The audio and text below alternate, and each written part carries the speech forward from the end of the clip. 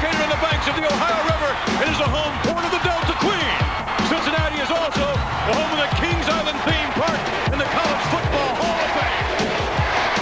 Welcome everyone to the Superstars of Wrestling. I'm Vince McMahon along with Jesse Devine and Ventura. By the way, Jesse, I'm sure you knew that Cincinnati is also the home of baseball, Cincinnati Reds. That's right, McMahon, but things didn't exactly come up roses for the Reds this year. But they'll be back strong. You can bet on it. No, I'm afraid you can't. Really?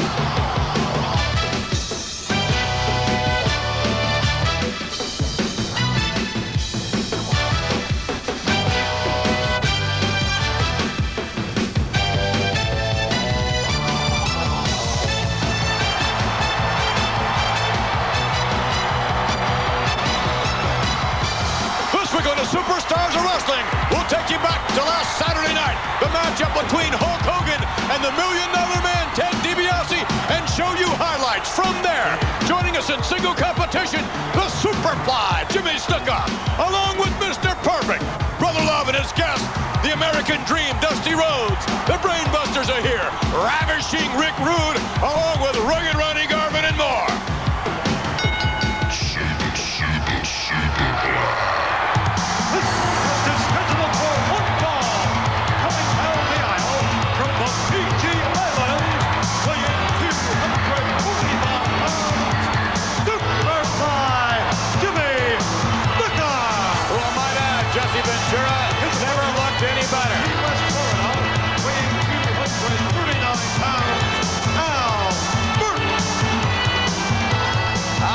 To square off against the Superfly.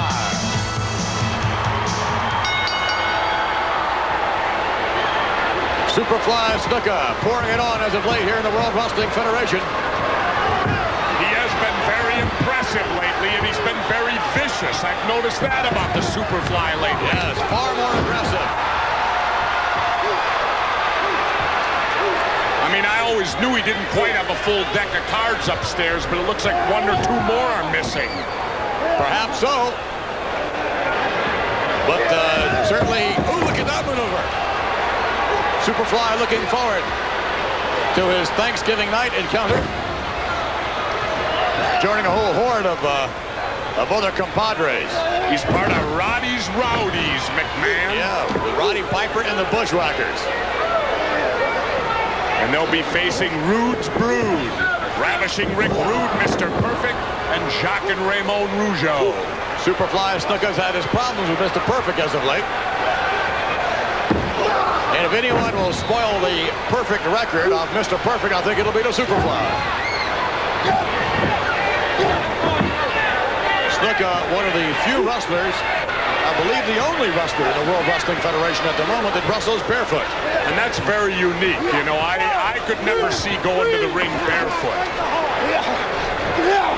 You wouldn't want to get any chewing gum on the bottom of your foot. We spoke with the Superfly earlier. Whew, Mr. Perfect, I know you have a perfect record. And now you have to go and bring the genius along with you. Well, let me tell you something, brother. I'm going to have to do something about it. Woo, woo. If anybody can, it'll be the Superfly. Slam to the canvas. Al Burke feeling that effect. And Superfly gets ahead of Steven Rams a knee into the chest area. Uh-oh. And if you're Burke, you better be thinking about moving right about now. Well, Burke better make a move of some sort, because if the Superfly sets for this, and if he hits it, it's all over for Mr. Burke. Superfly! Ooh, my goodness, a crushing blow to the chest, and it's all over. Very impressive victory. Superfly, Jimmy Snuka. And no one will go to the top rope like the Superfly. Talk about living on the edge. This man wrestles on the edge. Looking in the replay, the Superfly, he doesn't dive just out. He dives up and out. Look at this.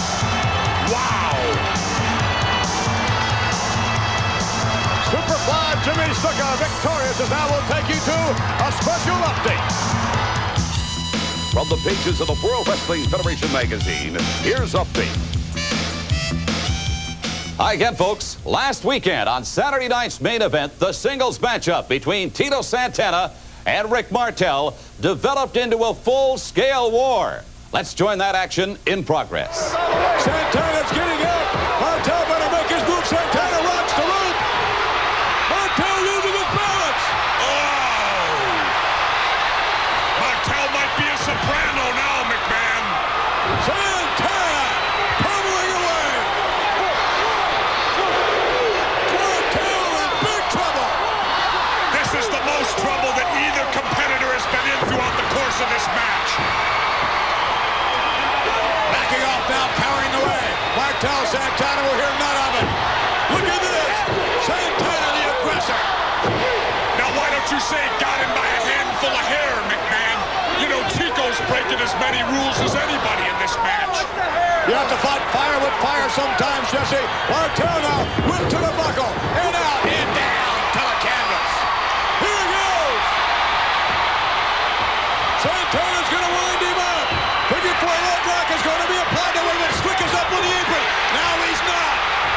Santana leveled Slick. Boss man's in the ring. Look at this. Dusty Rhodes is in there as well. Uh-oh. We got a battle royal now, McMahon. We got them all in there now. Total chaos. Obviously, the match going to be no contest. Throwing out lucky for Chico Santana. Boss man kicking away on Dusty Rhodes. Hakeem over on Beefcake. Rooster in. Hogan's hard going in. And Martel is not right up either.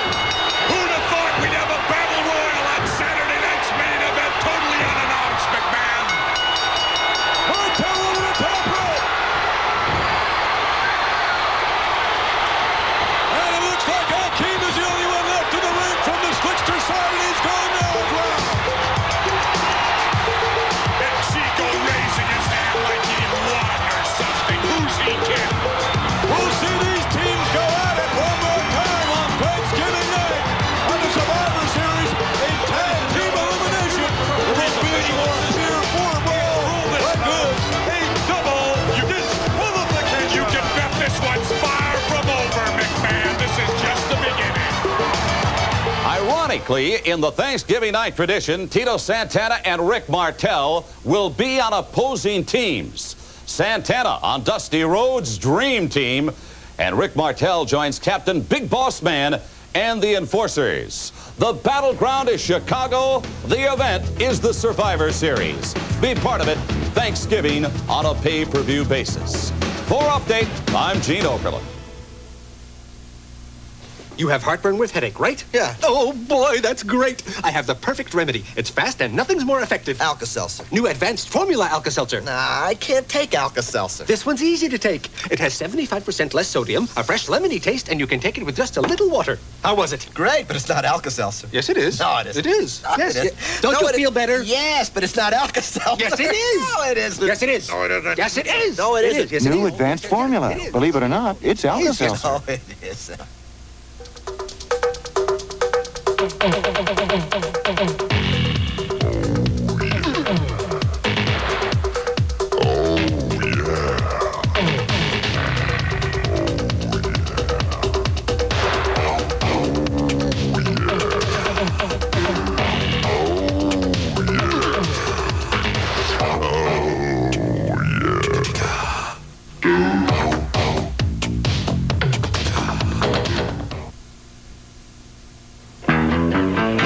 Being cool, you'll find. Hi, is a guys. state of mind. Nice leg. A refreshing attitude. Come on, shortcut. Things get hot. Cool is all you got. And doing it country cool. So chill on out when the heat comes on. Cool, smooth, Mountain Dew. Doing it country cool. Hi, girls. Nice wheels. I just don't love you anymore. You don't have to stand by and let the devil steal your family. God loves you. And with his power, your family can be restored. Dark news from Wall Street today. God's prosperity covers all realms of life. It's not how much money a person has, but how they handle what God has given them. He's not responding. Get the doctor. God is not the cause of sickness and disease. He's always provided healing for his people. Join Kenneth Copeland right here on WKYT every Sunday at 7 a.m. Series, one of the premier World Wrestling Federation events, heads your way on Thanksgiving night. It's the Thanksgiving night tradition. Don't miss the Survivor Series. There they are, McMahon, the World Wrestling Federation Tag Team Champions. Indeed, the current title holders. Introducing Warren Bianchi and his partner, Tim Horner. Horner and Bianchi. Their opponents are managed by Bobby the Brain with the title holders. Heenan. Big deal. Heenan's in there. Of 485 pounds, here are the World Wrestling Federation Tag Team Champions, Tully Blanchard, Arn Anderson, the Brain Buster. And you know what makes them the champs, McMahon? Yeah, Bobby Heenan cheating. That's what makes them the champs. You saw it yourself. Bobby what didn't, were you going to say? Wait a minute. Bobby didn't do anything, McMahon. If you'll remember, it was Andre that did something. Well, that just shows how great a memory you got. I think Bobby Heenan had a little something to do with it. I'll tell you what makes them great as a tag team, though. They're not only good individually, but they wrestle extremely well, possibly the best I've ever seen as a tag team combination, of knowing each man's strength and each man's weakness and being able to think on their feet as one. Nice maneuver by Horner. I'll disagree with that, Jesse. Slide down the back and 2 in, almost 3. I understand that there's a little dissension among the ranks between these two as of late. Look at Horner tagging Anderson. Yeah, but not for long. Horner to the buckle. No. Beautiful maneuver. What is going on here? Flying body pass. Oh, brought him over. A little bit too much momentum. And Tim Horner making a fine showing here against the World Wrestling Federation champions. You bet. Bianchi having his problems right now with Arn Anderson. Wow, he got him with the laces of those boots. I used to love to use that move, McMahon. Beautiful maneuver by Arn Anderson. Bianchi feeling the full effect there as the knee is rammed to the chest as well. And now, Tully Blanchard. Blanchard, the sneakier of the two tag team title holders. The sneakier of the two. Oh, no question. Very sly. 1, 2. Look at, there's a legal break. Yeah, look what happens. Oh, come on. Little clothesline on the top rope there. We spoke with the Brain Busters a little bit earlier on this week. When you're the greatest tag team the WWF has ever seen, you have to take on all comers. And you have to survive and walk out with these. Despite all the adversity, and we thrive on it, the list of challengers just gets longer and longer. And we have still survived. Surviving indeed. They may or may not be doing that on Thanksgiving night. As the Brain Busters are joined by other Heenan family members, Haku, and of course, Andre the Giant, the captain of the team. And they're going to face the Ultimate Warriors. Of course, the Ultimate Warrior captain, Jim the Anvil Neidhart, and who I consider the weak links of the team, the Rockers. Ooh, nice drop kick by Tully Blanchard on Bianchi. Look at that. That draws Horner into the ring.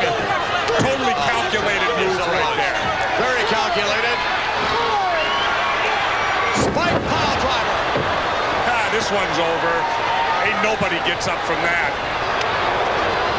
Referee had been confused as to who is the legal man in the ring. I don't think it matters. And right now it wouldn't. Here are your winners, the World Wrestling Federation Tag Team Champions, the Brain Busters. The Busters joining other Heenan family members, Andre and Haku. Meet the Ultimate Warriors. Survivor Series. And they may not be tag team title holders by the time they get to the Survivor Series. Along the everyone, I'm Sean Mooney. The tension running high these days here in the World Wrestling Federation. It is going to get more and more tense as we draw near to the Survivor Series. It comes to you live from Chicago's Rosemont Horizon, November 23rd, and it's a pay-per-view spectacular you absolutely will not want to miss. 5 spectacular elimination matches on the way. They include the Dream Team. Their captain is Dusty Rhodes. The Dream Team getting prepared to take on the Enforcers. They will be captained by the former prison guard, the Big Boss Man. Also, it's Roddy's Rowdies. Their captain, Roddy Piper, as his foursome gets set to take on the Rude Groove. Their captain, Ravishing Rick Rude. The Ultimate Warriors. They will be captained by the Intercontinental Champion, the Ultimate Warrior. And he is more than ready, along with his team of 4, to take on Heenan's family. The captain for that foursome is Andre the Ultimate Giant. And listen to this, the $1 Million Team. They will be captained by the $1 Million Man, Ted DiBiase, the self-proclaimed $1 Million Champion. They will face the Hulkamaniacs, and leading that foursome, the World Wrestling Federation Champion, Hulk Hogan. Also, it's the 4x4s taking on the King's Court. And right now, the Macho King, Randy Savage, is standing by with more on this battle. The King in his court, the Survivor Series. I couldn't be more proud of Dino Bravo, the Hammer, and the Widowmaker. Yes. You think Widowmaker? You know the Hitman is gonna meet me. I'm gonna survive just like the rest of the King's Court. That's right. The King's Court is the best team in the Survivor Series. And Rugged Ronnie Garvin, I'm gonna get my chance to settle the score with you. That's right. I take a lot of pride, Macho King, to be part of this court because we're gonna do the job the right way. Hercules! The Survivor Series. Get ready, Hacksaw Jim Duggan, you're overmatched. The King in his court will survive. Ooh, yeah. Be a part of the Thanksgiving tradition and see the Survivor Series. Thursday, November 23rd, available on a pay-per-view basis. Call your local cable company for availability. Do not miss your chance to be a part of World Wrestling Federation history, the Survivor Series, taking place live from the Rosemont Horizon in Chicago, November 23rd.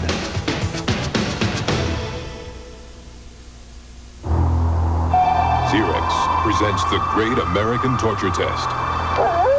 We challenged the bone-numbing cold of northern Alaska and intense city traffic. Traveled coast to coast to the suffocating heat of Death Valley and passed with flying colors. Xerox, because extreme conditions demand extreme protection. Racing along, I was chasing a dream. I was brazen and brash, and I swear there were times that it seemed that I could fly over walls. Oh, I really could win them all, and summer would go on forever. The men who started it all, starting lineup baseball greats.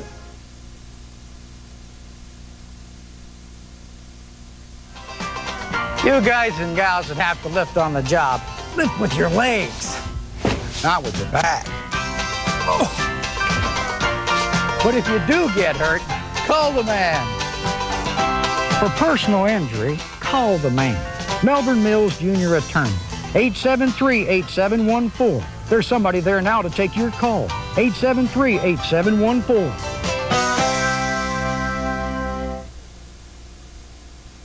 Touchstone Pictures presents Matthew Modine. Are you a medical student? You got a pain or something? They thought he couldn't cut it. Why are you here? I look good in white. I have a suspicion he's going to be a real weak spot. But they were wrong. You guessing? Am I right? Yes. Then I wasn't guessing. He would become the very best. I got worried you guys weren't making progress without a leader. I'm the group leader. That's what I mean. Well, your best to be good enough. Never had any complaints. Gross Anatomy, rated PG-13. Now playing at a theater near you. Check newspapers for showtimes. And the $1 Million Man, Ted DiBiase, who had Zeus in his corner. Beautiful textbook suplex right there. DiBiase with another cover. This could do it. He hooks the leg to it. Good, almost a count of 3. Ted DiBiase getting closer and closer to his crest. DiBiase now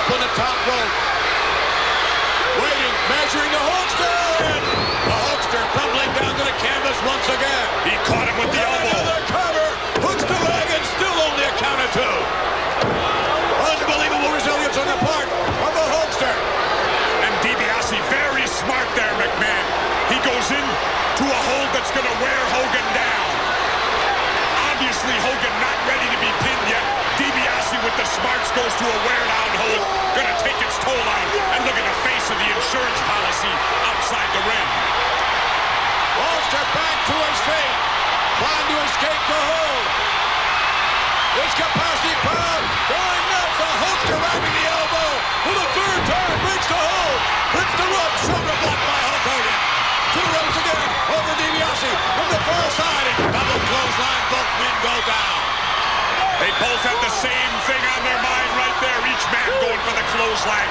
Now we got a race as referee Dave Hebner counts.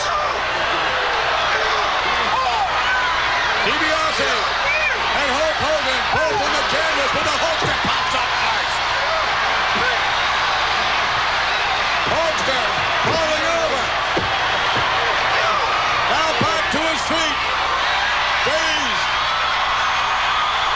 And now we'll hit the rope. Oh, look at that. Hitting the ropes to now DiBiase and Zeus hammering in the back of Hulk Hogan. Don't cover him now. Wasn't that a dumb move by Hogan? Boom, live. DiBiase on target with the right hand from high above. Measures the Hulkster again. And DiBiase with the clear advantage here, and it looks like he's going out, and it looks like he's going to the top, McMahon. If he hits something here, a high-risk move, we could have a new $1 million champion. Drops the knee to the chest as DiBiase, and yes, a new champion to be known. Hulkster kicking out. And this time I think he means business.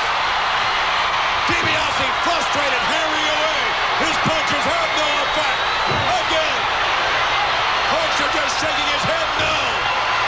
Hulk Hogan getting himself out.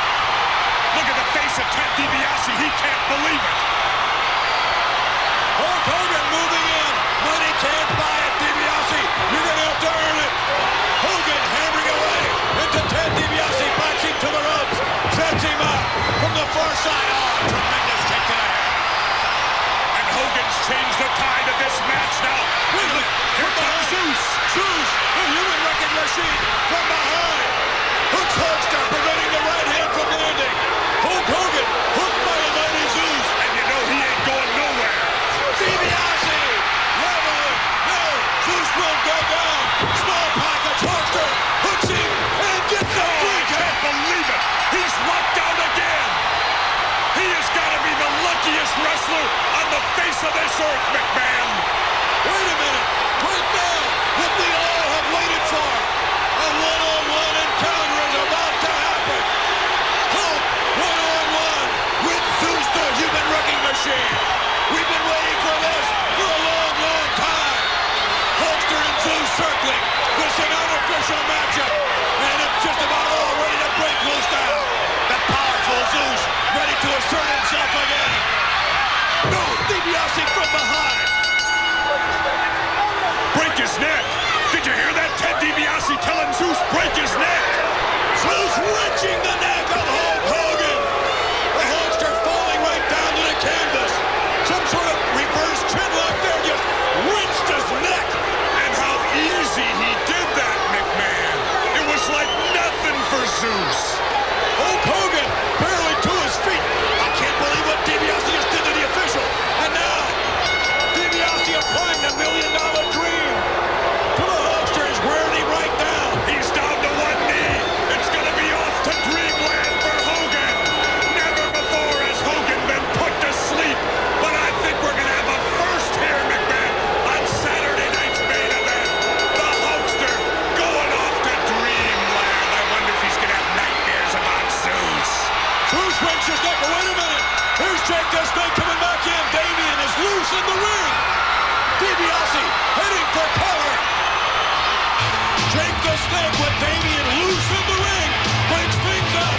But unfortunately for Hulk Hogan, he has suffered the consequences. The Hulkster's still down. He won the match. He won the battle. But I'm not too sure if he won the war.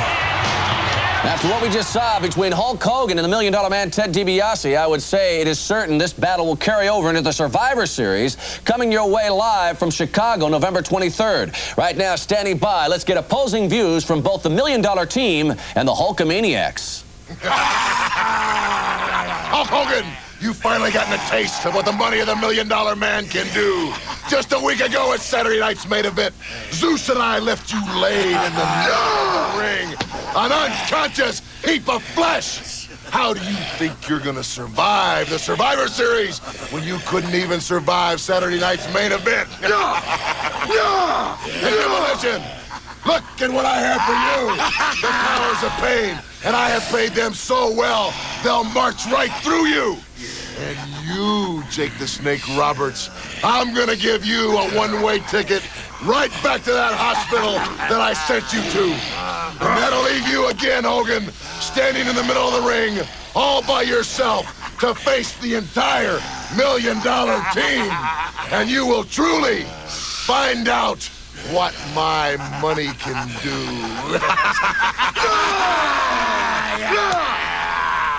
1 week ago, multi-million-dollar man, me and all my Hulkamaniacs survived one of your greatest financial moves, brother.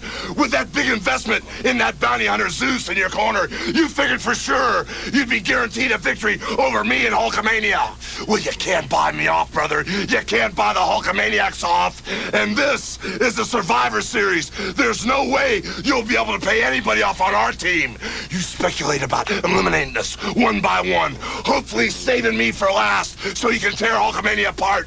It'll never happen, brother. These guys are Hulkamaniacs. Demolition, Snake Man, and Damien, you'll never leave my side. Bottom line is this, DiBiase. What your men are doing for money, we are doing for the cold, sheer pleasure of it. Ted DiBiase, you got a couple of bad dudes. Well, we know about the powers of pain. Jake knows about Ted DiBiase, and Hulk Hogan knows about Zeus. Hulkamaniacs, they protect each other. They're trustworthy, they're dependable, and we're behind you 200%. You know something, Ted DiBiase? Think about it, brother. Survivor Series, man. As soon as your money goes down the tubes, these guys are gonna leave you alone. What are you gonna do if it's us four against you, DiBiase?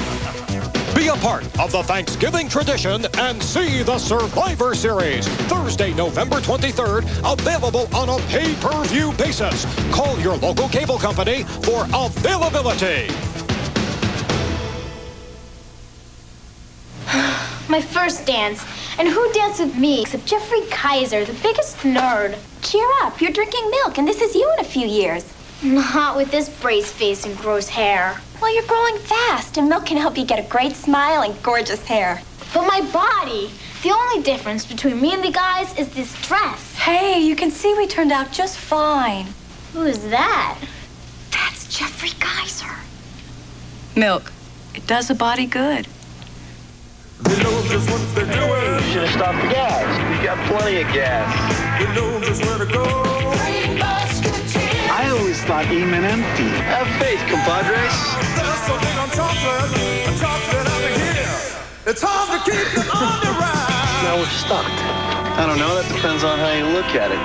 Those three musketeers. Never run out of gas when I drive. You can star with Hollywood Mickey. See specially marked packs for details. Neighbor helping neighbor, one by one. At a Good Neighbor Pharmacy, you are someone. The Good Neighbor line of healthcare products. Quality that matches national brands standard for standard, but at a lower price. And it's all right around the corner. At a Good Neighbor Pharmacy, you are someone. At a Good Neighbor Pharmacy, you are someone. Are you looking for a great family getaway, a place where you can spend a relaxing afternoon in beautiful surroundings and enjoy the very best in country music? Just come on down to Renfro Valley. The Renfro Valley folks are building on their 50-year tradition with shows nightly, Thursday through Saturday. And now watch for the opening of Kentucky's largest outdoor trade fair on I-75.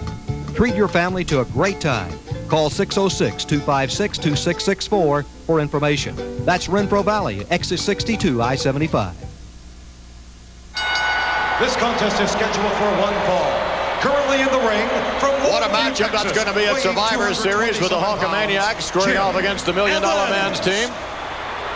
And his opponent, led towards the ring by his manager, the Mouth of the South, Jimmy Hart. From Montreal, Quebec, Canada, weighing 261 pounds,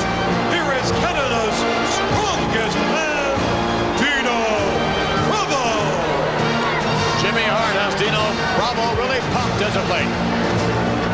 Far more aggressive than he's ever been. And let's add Dino Bravo will be part of the King's Court, the Macho King Randy Savage in the Survivor Series to take on the 4x4s. The former King hacks on Jim Duggan and his team. All right, now watch this. This is supposed to be some sort of feat of strength. Look at this. Wow, with Hart on his back. You know, I mean, I'm not impressed, I've got to say. Wait a minute. Jimmy told me he carries weights in his pocket, so I am impressed. That's the world's strongest man, baby! You know, I mean, I'm impressed with the strength overall of Dino Bravo, who unquestionably is one of the strongest individuals in the World Wrestling Federation. But that is not exactly a great feat of strength, I wouldn't think. You're telling me you could do push-ups with Jimmy Hart on your back? Jimmy Hart must weigh about 135 pounds. Yeah, and that's about 100 pounds more than you could take. I beg your pardon. We spoke with Mr. Bravo a little bit earlier on. When you talk about people like the Ultimate Warrior or Jim the Anvil Neidhart, you talk about a lot of muscle power, a lot of strength. Well, gentlemen, only one man can claim to be the world's strongest man, and you're looking right at him. A very assertive Dino Bravo. He could be, I don't know, but again, well, look at his cover. Look at how easy he beats Jim Evans. And Evans isn't a bad wrestler. No, he's not. Well, no one would want to match power with Dino Bravo unless it might be the Anvil, or for that matter, the Ultimate Warrior. Let's go to the replay. Here you see Bravo. Big leap. Wow. Drives that elbow in. A good-looking back suplex right there. Drops him right on the back of the neck. The standard Bravo side suplex there. And here's the best part. The feat of strength right there, McMahon. I think we'll all get a ride with a no-holds-barred video starring Hulk Hogan. And I might add, starring as well Zeus. And we're going to have some sort of showdown at Survivor Series with those two. But hey, it all what about me? What do you mean, what about you? Yeah, I'm in there, too. That's true. Even Jesse's in the no-holds-barred video. Big deal. In spite of that, it's a tremendous video. Let's take you now to Brother Love.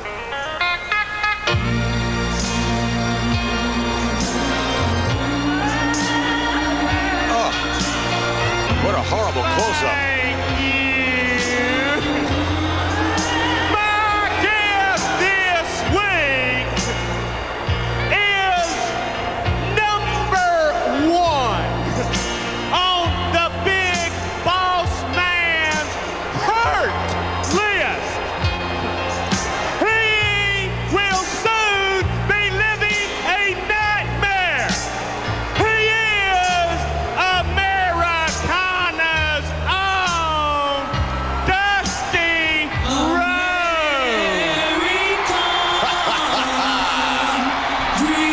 Yeah, where's the dream? Polka dots and all. There it comes. He's just a common man. You can't move like that, Jesse. That's true, McMahon. I can't. He's just a common man. Working As a boss man's Billy Club Willie, boss man's handcuffs. there, Brother Dre. Yes. What is it that you're looking for there, Brother Dre?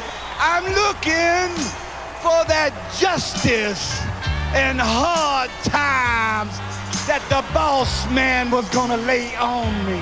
Well, I'll tell you, you don't have to look too far because the Big Boss Man will bring his justice right to you, Brother Dre. Well, let me tell you what, Brother Love, boss man is slick. That jive-talking melon farmer got to understand that I hold the justice. I hold the cup. And I hold the end to the Big Boss Man because I will survive. Well, just a minute, Brother Dream. Let's talk about survival. Let's talk about Survivor Series because you will be looking right across the ring from the Big Boss Man at Survivor Series. You're going to be looking at the enforcers, the Big Boss Man, a king, yes, indeed. Brother Rick Martel and the Honky Tonk Man, and it's Survivor Series. Whoa. You ain't said nothing about the Dream Team. You know, we got that Red Rooster, and he's poultry in motion, cock-a-doodle-doo. And that Tito Santana is faster than a bolt of light. And that Brutus the Barber, well, speaking of Brutus the Barber Beefcake, you have had a haircut, haven't you, just recently? Yes, you have. And one other thing is the American dream.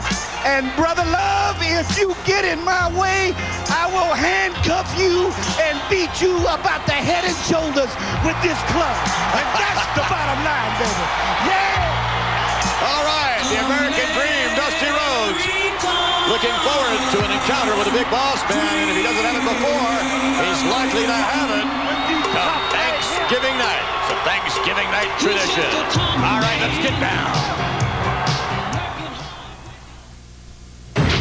We are here today to bear witness to the execution of Horace Pinker, whose unspeakable atrocities have horrified the people of this great state.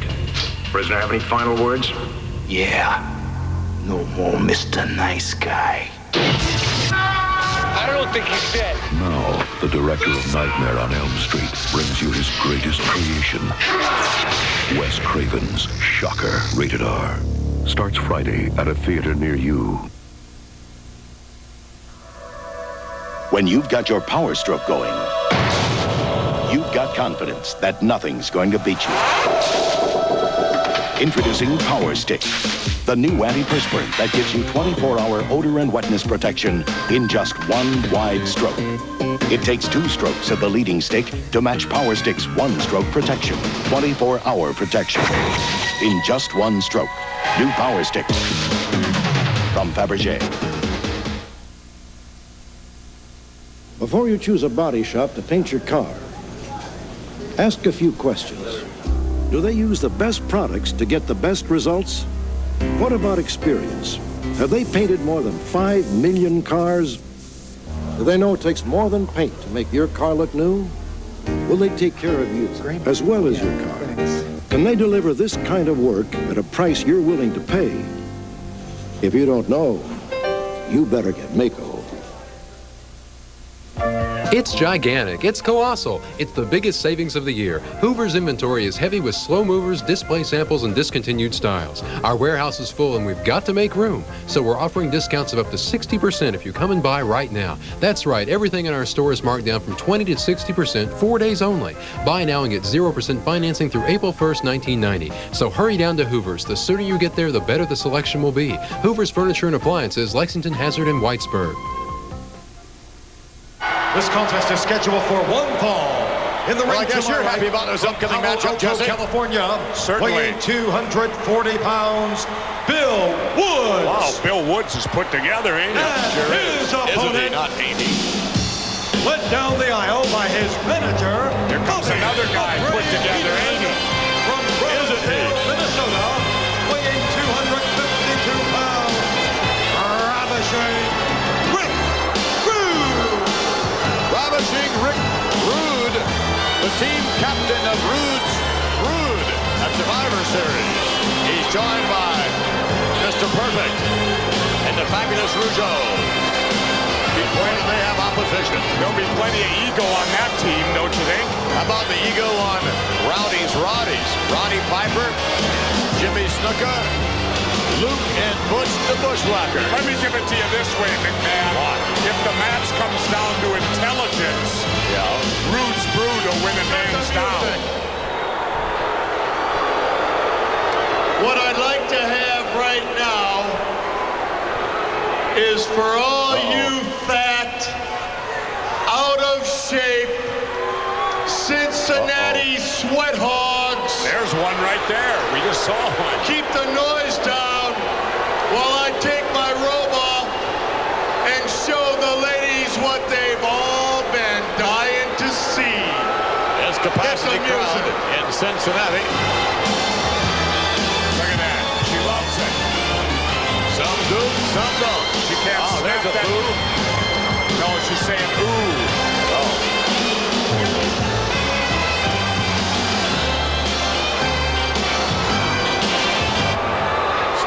himself, huh? The rude awakening that I'm impressed with is the one he uses in the ring against his opponents. Should be an interesting matchup here. Yeah. Uh-oh. Woods slammed right down to the canvas. And Rude's going to give him another one. Apparently this is not what I expected out of Mr. Woods. Apparently Rude didn't like the technique on that first one, so he thought he better try it again. Uh-huh. Snap suplex, how about that? Oh, good boy, what is this now? He didn't want to cover him yet. Smart look at that. Bobby Heenan, a busy man. That's Survivor Series, but then again, another busy man. I think we're going to hear some words from him in a moment. Rowdy Roddy Piper. No, you could have told the difference. If it was Rude, he would have had lips like petals, bicycle pedals. You see, I'm the kind of guy that has survived many Survivor Series. Can you say the same thing? Well, I make Hurricane Hugo look like a summer breeze, baby.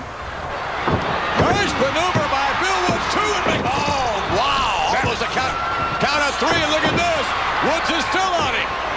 That was almost a major upset right there. Oh, no, he's got, there it is. Rude awakening. After applying that particular maneuver, it is all over. I think Rude got a little thrown off right there and figured he better finish Woods off quick. Bobby Heenan stepping into the ring to congratulate the captain of Rude's Rude. Let's go back to the replay and watch how Ravishing Rick did it. Now you see Rude missing with the right hand, tumbling over the top. Rude's a little fanatic right there. Big forearm, swings it right into the Rude awakening, and wham! That is a devastating Now let me maneuver. ask you that question, Ravishing Rick. Are you ready to make some lady deliriously happy with the Rude awakening? Well, Bobby, let's look it over. Come on up, Toots. I find this a little... Let's look it over. I find this a little condescending. You know what I mean? Then again, what kind of woman would subject herself to this? Slow down. That's the best. Ravishing Rick, take a look. Turn around, dear. A couple of weeks ago, we saw the Rod awakening. Be generous. Boy, I sure hit the nail on the head when I said Cincinnati sweat hogs. Uh-oh. You lost, honey. I don't blame him. I used to have dandruff, so I tried Head and Shoulders. Then I tried Selsun Blue. Blue is better. Selsun Blue relieves dandruff flaking better than Head and Shoulders, and doctors recommend it more than Head and Shoulders, Denorex, and Tegrin. Blue is better. Selsun Blue. I feel like I wanna be feeling. Look at the smile on my face. I wanna grab onto that M&M's feeling. The Martians are coming! Yes, and Mario is your only hope. Team up with him in the new Super Mario Land. Guide him on the Nintendo Game Boy. Challenge the mysteries and terrors of ancient Egypt. Battle all the horrors of the deep.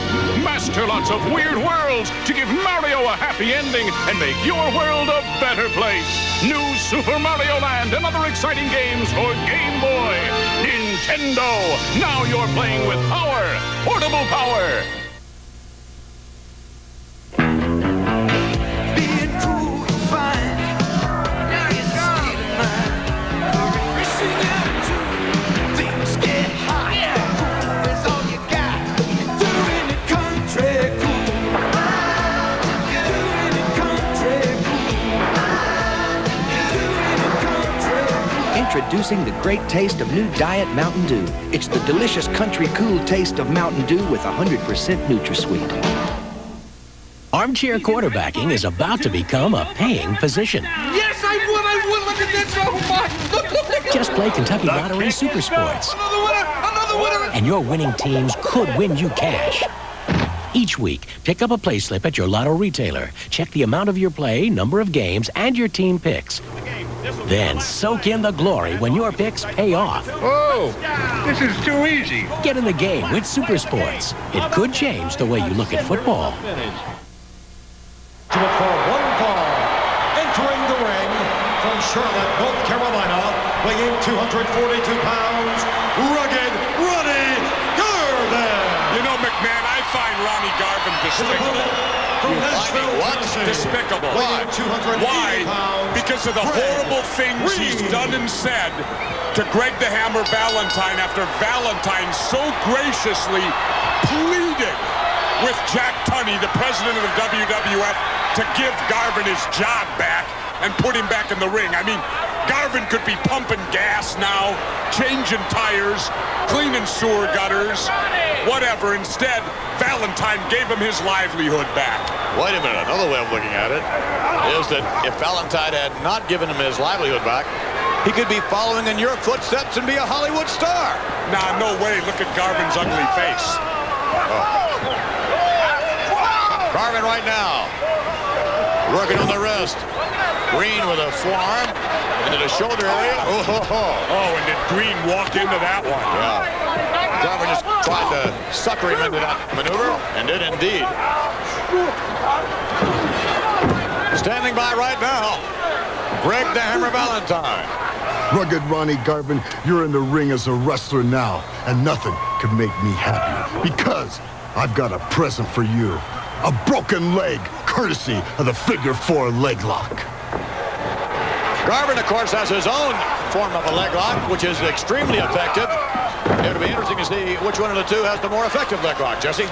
No doubt about it, Greg the Hammer Valentine's much more effective. He's been using it much longer. Not no Johnny-come-lately. Besides, he gets the quickest submissions I have ever seen. And look at this brutality happening in here. Oh, the Garvin stomp. My goodness. It is brutal. Garvin now with Green. Pulls him out to the middle of the ring area. And what are we going to see here? Stepping over. Locking it in now. And getting his man over. Submission hold. Leg lock applied by rugged Ronnie Garvin. And it's all over. That was a pretty fast submission as well. And look at him. He's not letting go. Here is What's your his winner, problem? Rugged Ronnie Garvin.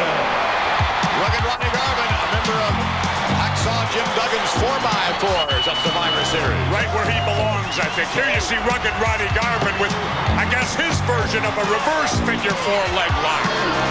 Nicely done. Oh, my goodness, the Garvin stomp. It'll happen Thanksgiving night. Survivor Series.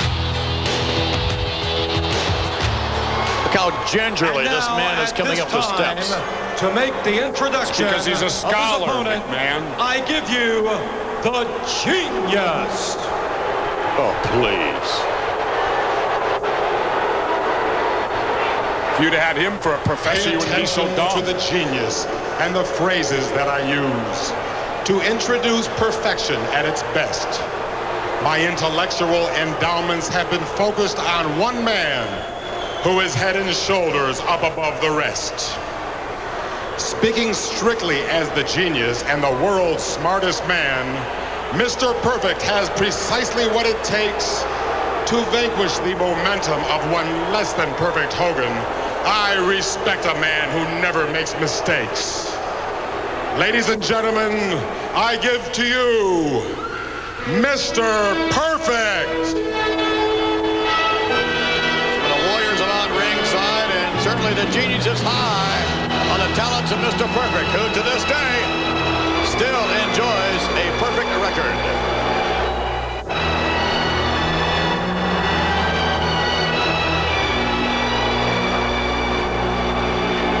Mr. Perfect competing in Survivor Series. Under the guidance of Rude's Brood, Rick Rude, Mr. Perfect, and the Rougeaus. And I think the Superfly will attempt to single out Mr. Perfect at Survivor Series. You really think so? Yes, I do. You think that's the right technique to use in that? Why not? Single somebody out? Of course, why am I asking you?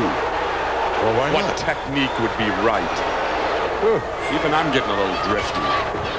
Getting a little drifty. Nice maneuver on the part of Paul Roma. This should be a sensational matchup. Oh, yeah, Roma's a powerhouse. I just question whether he can stay with Perfect on actual good wrestling. Nice elbow. Very nice elbow. Shoulder block attempt, and Perfect catches him and slams him to the mat. Kick out by Roma. And another scoop, and a slam by Paul Roma. Kick out by Perfect. That's a nice maneuver. Head first, right, in face first into the mat. Right there, broken his nose. Perfect ain't gonna like that. And Roma moving in with a right hand. And another one. Roma sensing victory here. Hammering away on Mr. Perfect. If he gets it, he'll be the first one. That's right. And everybody looking forward to being able to say, I was the man who broke the perfect record of Mr. Perfect.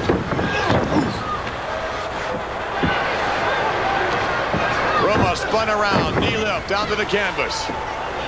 That'll jar you. That'll make you a little more drifty, as you said before, than you were coming into the match. Nice reversal out, and what's Roma going to do? Drive the knee to the spine area. Beautiful reverse atomic drop. He caught Mr. Perfect coming out of that turnbuckle. A scoop, has him up. What's Roma going to do with him now?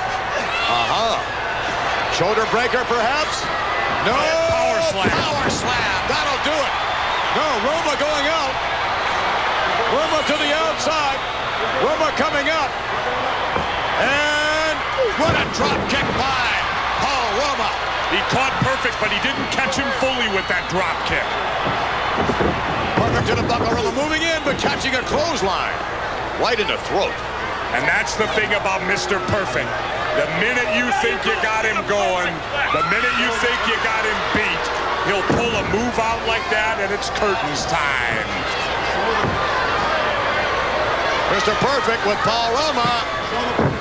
And locks it in. Bridges, and yes, indeed, it's over. Impressive victory by Mr. Perfect. Over an impressive opponent, Paul Roma. Very. Mr. Perfect.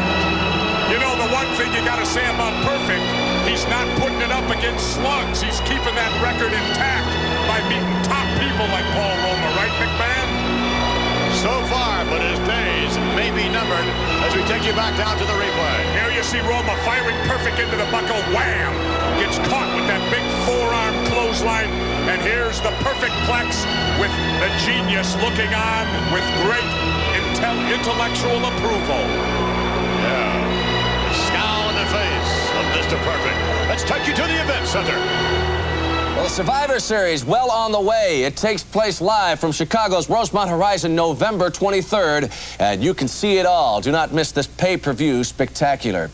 In the main event, and it looks as though this battle has already started between the $1 Million Team, their captain, the $1 Million Man, Ted DiBiase, and the Hulkamaniacs, of course, captained by the World Wrestling Federation champion Hulk Hogan. In other action, it's the Ultimate Warriors taking on Heenan's family. Right now, let's hear from both sides. This is it! The Heenan family all together! Thanksgiving night Survivor Series! Ultimate Warrior, you're not gonna stand a chance! No sneak attacks! L the teams, you gotta go 1, 2, 3, or I quit! You're gone! The match is over when there's one team eliminated. Just think, it could be all four of us against the Ultimate Warrior. Just look at it! The Giants, the champions, is right behind me, and we put the family together with Haku, that's it. Warrior, just remember one thing. You get the best of the Bobby Heenan family. And the name of this team is the Ultimate Family. Yeah, I'll tell you what, Survivor Series Thanksgiving Day, the day that the Heenan family crumbles to the end at the hand of the team of the Ultimate Warriors. And Brainbusters, you're going to be the first block to be taken out of the foundation before it crumbles to the ground at the hands of the Rockers. Isn't that right, brother? That's right, baby. Bobby Heenan, you're a family that you're so proud of. They're all together, and the Warriors got his team together. And one thing in mind, baby, we're going to take you all apart. Yeah. The thing is, Haku, can you survive Haku? Huh, baby? And Andre, the Giants, the powers already defeated you. 1, 2, 3. But when you go with the tank, the run's over, man.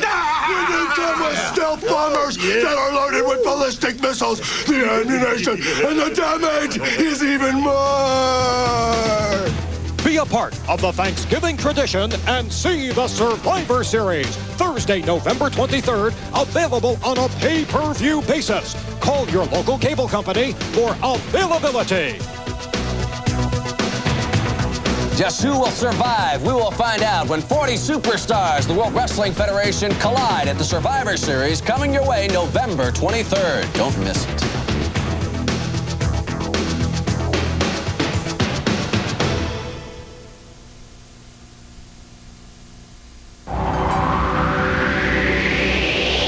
It's Circuit City's one and only Super Sale, with super low prices throughout the store.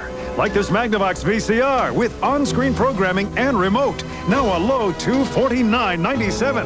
And this 2-speed large-capacity Whirlpool washer, now just $299.97. Don't miss the savings at the one and only Super Sale, going on now at Circuit City, the intelligent choice. Before you choose a body shop, what about structural tolerances? Can they really return your car to pre-accident performance? Will your car look as good as new? And do they back their work in writing? If you don't know, you better get Mako. Sesame Street Live is bringing the silliest, singingest, dancingest show ever to Rep Arena November 9th through the 12th. And WKYT-TV has a special treat for every kid at Sunday, November 12th's 1 p.m. performance. Every child 12 and under at Sunday's WKYT-TV Cup Giveaway Show receives a free Sesame Street Live drinking cup to take home. Come see Big Bird and all his friends in silly dancing and take home a souvenir cup courtesy of WKYT-TV.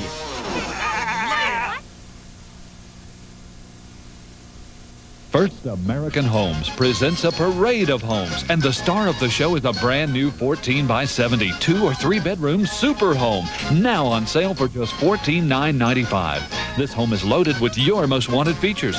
Plus, you have the option of adding a fireplace or a television with VCR for just $499.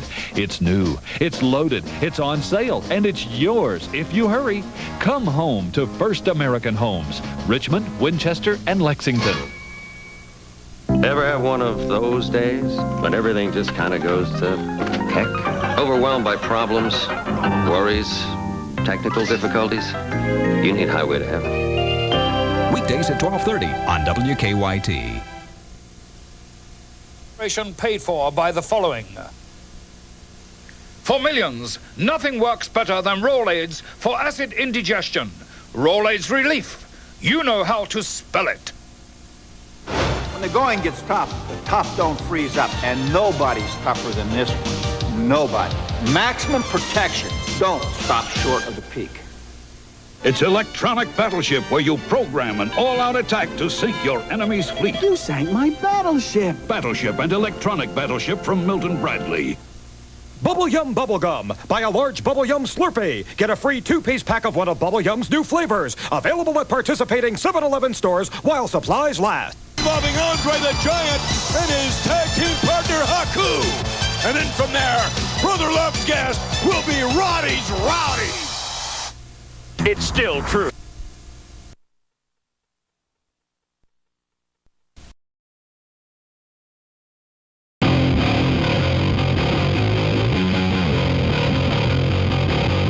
I will break into thoughts with what's written on my heart. I will break.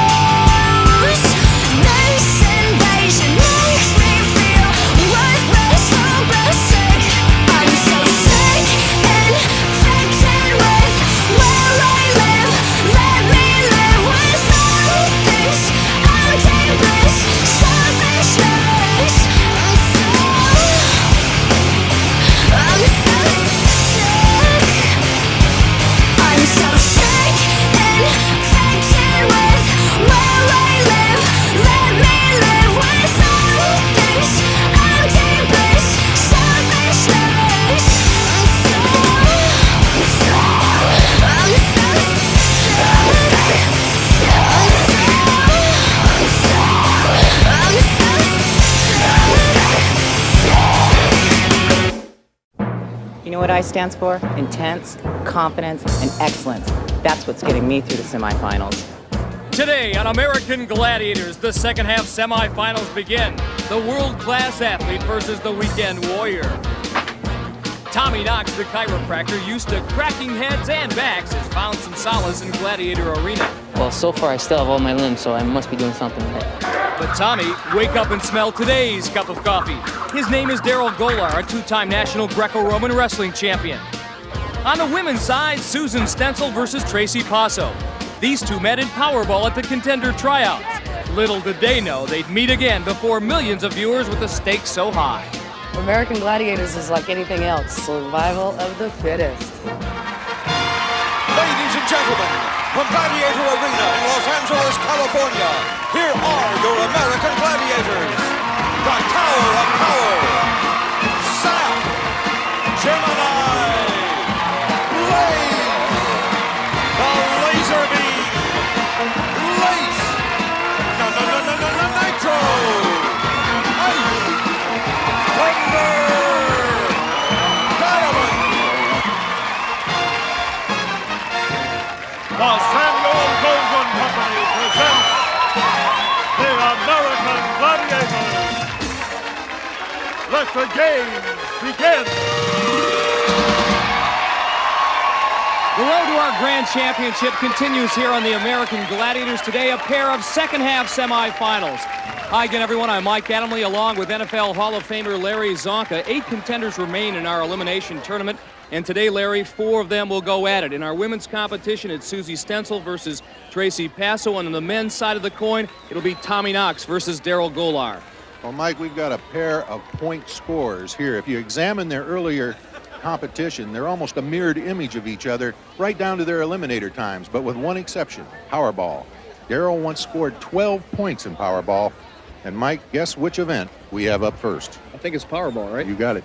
Well, to get here, Daryl beat Anthony Jackson and Tony Corella. Tommy was victorious over Ted Pappenhagen and Kevin Cleary. Remember, the contenders ultimately vying for a spot in the Grand Championship and $175,000 in cash and prizes.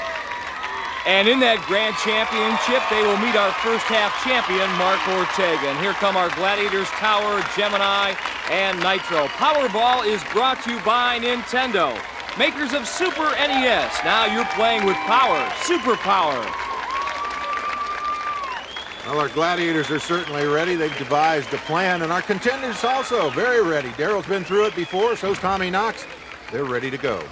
And for Powerball, once again, scores in the center cylinder worth 5, scores in the outer cylinders worth 3 points. Both men trying to use their speed early on to get by the Gladiators. They'll have none of that. Those contenders look like they might try to lower a shoulder early on, but didn't. Daryl Golar has one roll off on the outside. Tommy making a move on Tower and lofting the ball in. Just a lucky shot, but it counts. Daryl blew by Tower that time. He scored. Tommy trying the same thing on Tower, and Tower says no way. 10 seconds to go. Each man with a goal. Tommy tries. Tower launches him out into the out of bounds. Daryl shot at the barrel. Does not count. We got a 3-3 tie. 1 goal apiece for Daryl Golar and Tommy Knox. Quickness did play a part in the goals that Daryl and Tommy were able to score. Tommy, operating out of his own end zone, so to speak, freezes Tower in his tracks and is able to lay one in. I think Daryl Golar took the hint from that. Tries to stay and move. He's got that small frame. A lot of quickness from his wrestling experience. All right, the women are set to play Powerball. Look now at Tracy Passo, 22 years old. And to get here, Tracy beat Talfa Lanen in the quarterfinals. Susie Stenzel has come on like gangbusters since taking over for the injured Terry Plunkett in the prelims. Our construction worker beat Vivian Riley in the quarterfinals to get here to the semis. And there's her mom, Lois. As we mentioned at the top of the show, these two gals met each other during the tryouts, had an opportunity to play Powerball against each other. Let's see if they've learned anything and they can bring that experience here. Big difference now, however, is they'll be going against our 3 Gladiators. And instead of 1-on-1, it'll be 2-on-3, and hoping to give the contenders a licking. Lace, Ice, and Blaze.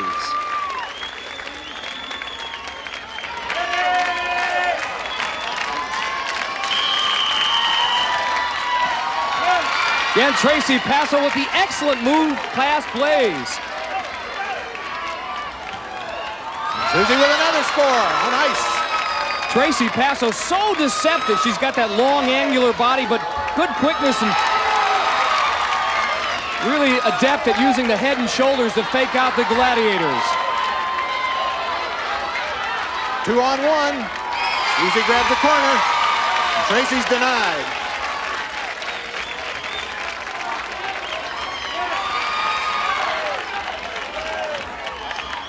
Five seconds to go. What do we got? And referee Larry Thompson stopping play momentarily to warn Blaze about stepping into the gold area, the safe zone for the contenders. We have 6 seconds to go. Stay out of the goal. And play resumes. 6 seconds left. Time winding down. Tracy scores there right at the end, and that is it. Tracy wins at 12-6, and based on that performance, the next 6 events should be something. Well, our contenders came to play, and play they did. Seemingly almost scoring at will, but our Gladiators did have their moments. Right here, Tracy gets the sandwich deal, shades of the old NFL, 2 linebackers. Ooh, that hurts. And here's what our referee warned Blaze about. Clearly, she's in the gold area, and that prevented Susie from scoring. So Susie and Tracy will head back to the locker room. But don't you go away, because we've got hand-to-hand combat coming up next. Battles with pugil sticks, the joust. Welcome back to Gladiator Arena. We are now set for the joust. Tracy Passo with a 6-point lead over Susie Stenzel after one event. Tracy has yet to win in the joust. She has a loss and a draw to her credit. Tracy is up first. Susie Stenzel will wait her turn on the sidelines. Remember, the second half champion moves on to the grand championship to face first half winner Kimberly Lentz, and she is going to be awfully tough to beat. Zapp is on the platform for the Gladiators. And Mike, Tracy is kind of an imposing figure there. It's one of the few times we see one of our contenders actually a little bigger than our Gladiators. Usually it's the other way around. Again, a chance for Tracy to earn as many as 10 points if she can knock Zapp from that pedestal. She's got 30 seconds to do it.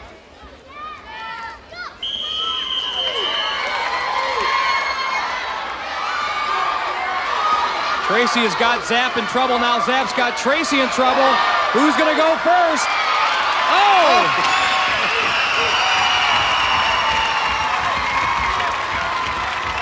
Tracy's a little angry with herself. She thought she had it, but Zapp is like the Rock of Gibraltar up there. She's awfully tough to move. So no points for Tracy Passo. Both contender and Gladiator trading blows. What happens here, it appears that Tracy goes on the aggressive side of things, gets up close to the edge of the platform. It's a little off balance, as is Zapp. Zapp comes around with the old roundhouse. Tracy near the edge, and off she goes. So the window of opportunity open now for Susie Stenzel. A win her puts her in the lead. Lois down there exhorting Susie in Powerball to melt ice. Now she'd like to see her daughter wrap Zapp. Well, she may. Her daughter has 5 brothers, been in the heavy construction company business. Her dad steered her into that. She said she's a lady at nighttime, but during the day, she lines up and runs a labor crew in heavy construction. Right now, she trails Tracy Passo 12-6. Chance for Susie to narrow that margin. Perhaps even go ahead. Susie wants to knock somebody else's brains out. Susie better be careful. She could get a little too aggressive and cross over to Zapp's pedestal. That's a trick in this event, Mike, is keeping your balance. Besides delivering and receiving blows, you've got to keep your balance. Less than 10 seconds. Susie on the verge of going. Ooh, body shot by Zapp. That's it, and Susie Stenzel gets the draw on 5 points. And now after 2 events, she trails Tracy by just 1, 12-11. Susie doing a good job of hanging in there. Actually, this was a match of push or be pushed, and neither woman would budge.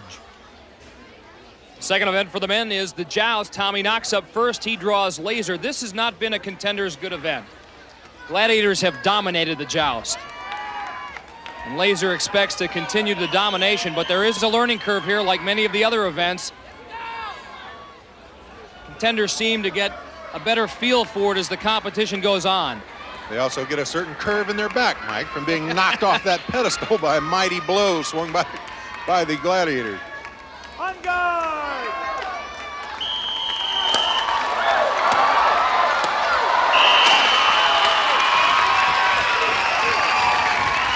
Again, short work for our Gladiators. Laser sends Tommy Knox to the canvas in 3 seconds. Tommy looked like he was glad to depart from the pedestal, just to get away from the blows.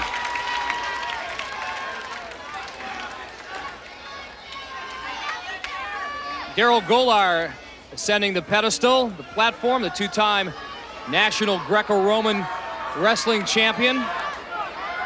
Survived 19 seconds against Gemini in the second round. That was his best effort in this event. Daryl's the one man I think can pull this off. He's got the great center of gravity, the great balance. He's strong in the upper body. He could give Laser a test. He's got all the assets. It's just whether or not experience is going to help him out. And it doesn't. That one was 2 seconds. Well, we thought about it. While we thought about it, Daryl disappeared. Laser, obviously, Larry did not read Daryl Golar's bio. No, he was unimpressed by that. But Daryl was impressed by 3 overhand chops that sent him off the platform. Gladiators are strong, and so far they can do no wrong. They're getting ready for the next event, Atmosphere. Welcome back to Gladiator Arena, and we are now set for Atmosphere. And in the semi-final match, Tommy Knox and Daryl Golar tied at 3. All the way, brother. Good luck, man. Come on. Quick strategy session with Laser and Thunder, the two Gladiators who will be inside those Atmospheres doing battle with Tommy and Daryl. Tommy with a long, lanky frame, a lot of athletic ability. Let's see what kind of control he has over his Atmosphere. As we see Daryl Golar load into his Atmosphere, small, muscular frame, a lot of leg strength. We know how Thunder can rock those contenders when he's inside that cage. Again, scoring for Atmosphere here in the semifinals, each goal worth 3 points. And Atmosphere is sponsored by Combos, the one snack that's twice as good. Contenders ready! Gladiators ready! Here it comes. Whoa! Thunder. Good description. Thunder smacked Daryl. Daryl able to make some points out of it, however, rolling through pod number 3. Tommy denied down to pod number 1. I tell you, that was really a great recovery by Daryl Golar. He took a direct hit from Thunder. Went airborne. Spun off the hit, got back up on his feet, and rolled that thing for a score. Tough to make that thing move with your head when you're upside down.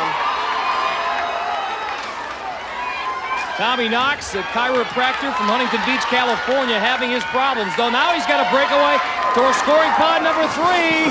Laser does a great job of keeping him out of there. Tommy, with all his Little League friends watching him, he does a lot of coaching in the community. Told his kids to watch him on TV. One last shot here, but it is not to be. Daryl Golar wins this Atmosphere match, picking up 1 goal worth 3 points. And now has a 6-3 lead over Tommy. Tommy both tired and frustrated, coming away without any points in this event. You ever wonder what it would be like as a halfback to come down and slam into a defensive tackle? Well, there it is, right there. Daryl Golar unimpressed by it, though. He bounces off, goes down and picks up a score. Okay, I'll sit back for, what, 2 seconds? 1 second, half a second, as long as you let me go first. Just let me go first, hit the bottom of the ramp, and then you start rolling. We'll do crisscross. If we get stuck, we'll just follow whoever we're closer to. And stay instead of going on her. Great, okay. Stay on her. Just don't let up. All right. Stay on her. I think Diamond lost Blaze somewhere during that explanation of a strategy. They're going to try the crisscross technique, and let's see if Diamond does go first down that ramp. Tracy has a 1-point lead over Susie Stenzel. Susie will be inside the yellow atmosphere and Tracy the red one. Diamond and Blaze set to go. And now it's come down to this. Remember, Tracy's got to outscore Susie because Susie's 10 seconds faster than the eliminator. Here they come. Again, the contenders have 60 seconds to score as many times as they can. You have to put it inside those scoring pods and ignite the sensors. Both women do that early on.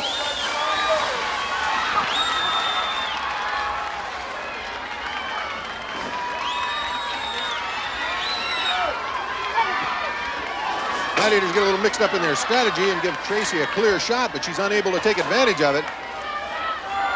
Once those things are not moving, it's hard to get them going from a dead start. Susie with a little bit of a breakaway heading for pod 1. Oh, she gave it a great effort. She got the sensor to ignite. Tracy does the same thing in scoring pod number 3. Each score worth 3 points. Right now, both women have 2 goals. Time runs down 5 seconds to go. Tracy with one final shot. No way. No score in 3. No score. And it was apparent Blaze didn't pay attention to that little counseling session before the match. She went first, not Diamond. Tracy now has a 1-point lead over Susie Stenzel as both women score 2 goals apiece. Up next, Hang Tough. We are halfway through our competition here in the semifinal round match. In the men's competition, Daryl Golar with a 6-3 lead over Tommy Knox. Quite frankly, Larry, I thought this would be a little higher scoring. I thought perhaps it would go that way, but Tommy doing a good job of staying in there. Scored a few points in this second half. Anything can happen. Tommy's a fine athlete. He'll come back. Assault, maze. We've got a lot of things where points can happen quickly. Women's competition very close right now. Tracy Passo with a 1-point lead over Susie Stenzel.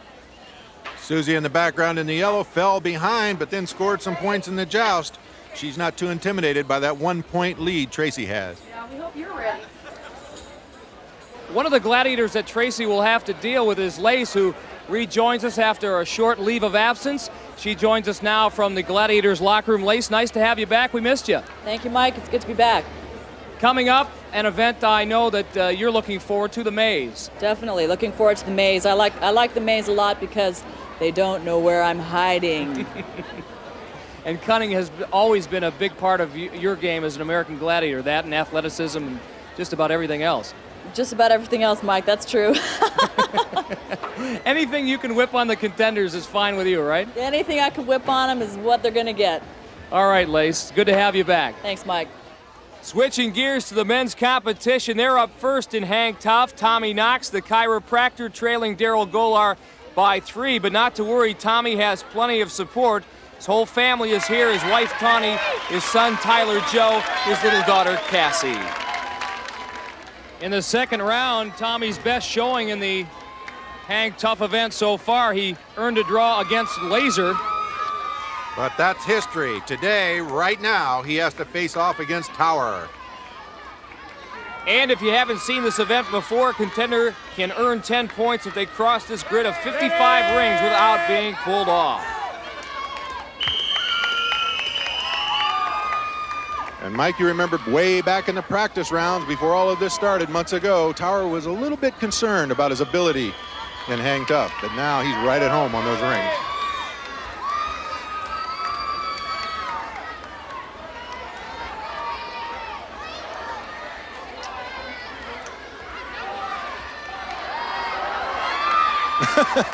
Tower tries a reverse leg lock. Tommy now going towards the outside, missed the ring, lost his momentum momentarily. Here comes Tower, he's got that lower leg. 20 seconds remain.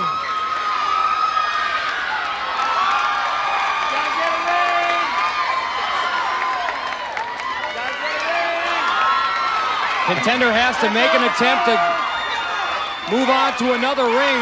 Tommy trying to hang on for dear life. Now keeping his legs out of harm's way. That'll be a referee's decision. He gets 5 points for the draw, says referee Larry Thompson. All They've got to give him a few points just for all the excitement. Check this out. His fans and his family, all here from Huntington Beach, California, all on the edge of their seats, are standing up. They're appreciative of the performance Tommy put on. And for the moment, Tommy has the lead. Now it's Daryl Golar's turn to see what he can do against Tower. Daryl has yet to make it across in his 2 previous Hang Tough appearances. Perhaps the 3rd time will be the charm. Chalking up as Tower ascends the platform. There's his record. Tommy Knox looking on. You know full well who he's pulling for. Daryl lost to Tower in the 2nd round, so a chance for a little payback here. I think some of the problems Daryl has perhaps is with that short reach. It becomes very difficult ring to ring unless you've got a lot of momentum worked up. That and the fact that Tower takes up so much space in midair. Kind of darkens the sky up there, doesn't he? That's one big wide body to get by.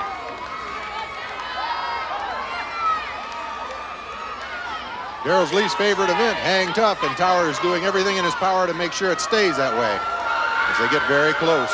30 seconds left. Gotta move, Tower. Larry Thompson, our referee, telling Daryl and Tower both they've got to go, they've got to move, they can't just stay on the same 2 rings.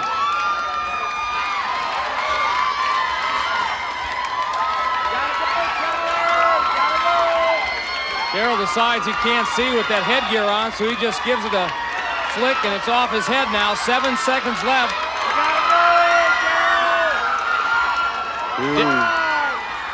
Daryl ends a personal drought for him, scoring his first points ever in Hang Tough. 5 for the draw. Mike, we talked about it earlier, of just how tough an event this is for Daryl. He had a lot of problems moving back and forth with the rings. At the end, he was simply stalled in midair. You know, his arms were very tired, but he managed to hang in there and pick up the 5 points. Women are set to hang tough. A look at Tracy Passo, who has a 1-point lead over Susie Stenzel coming into this event. She'll have to deal with ice.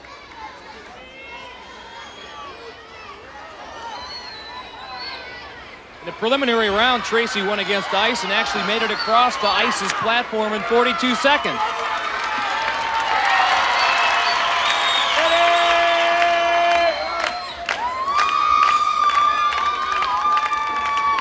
She's in a pinch. She has to get some points. She's got to open that lead. The eliminator is out there waiting.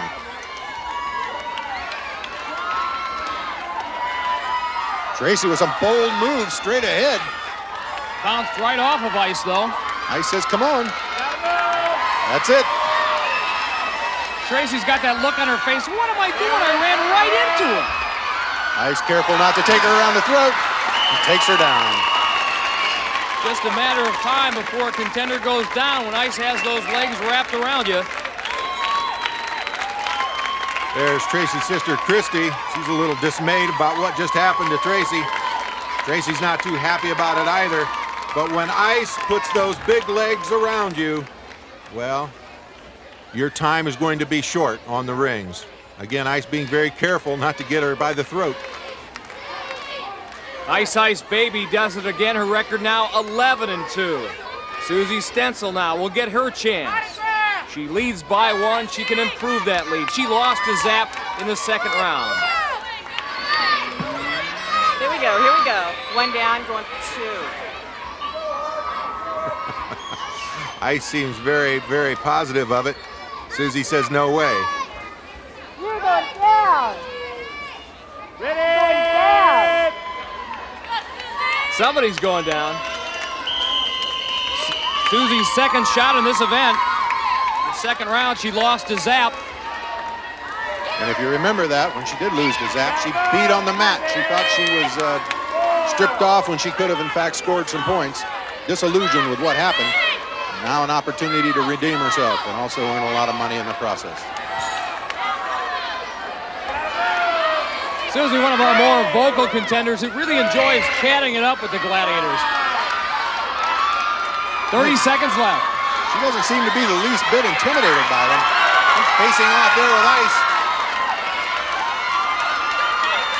This traverse across the rings hasn't exactly been poetry in motion, and now Ice and Tracy are all hung up. Their rings are entangled, their bodies are entangled, and this could spell trouble for Susie.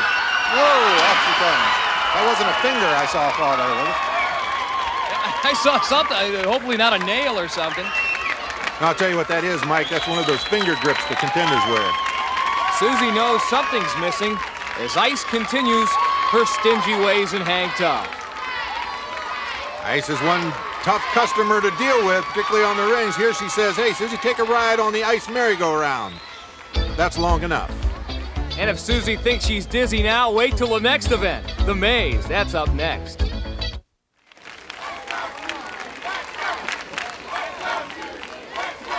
Our semifinal round continues here on the American Gladiators. Susie Stenzel and Tracy Passo as close can be. Tracy with a 1-point lead.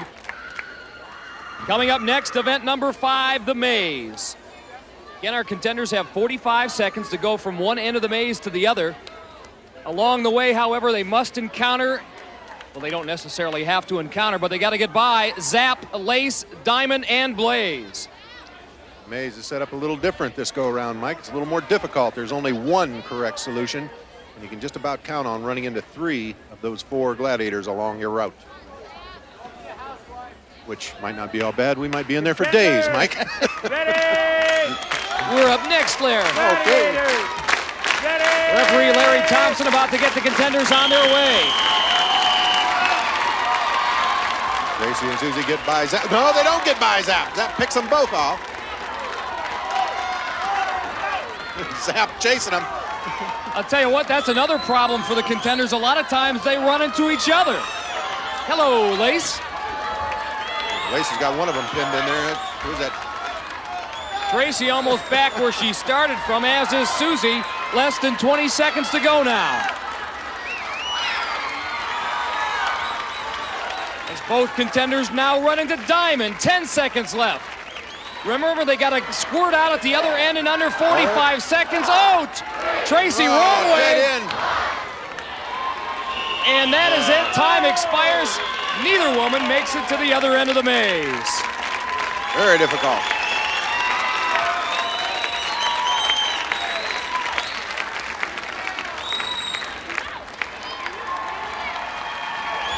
Well, Telly Savalas loves the American Gladiators, and you can join the American Gladiators fan club by sending $3 check or money order to Van Nuys, California, 91463-0001. Who loves you, baby?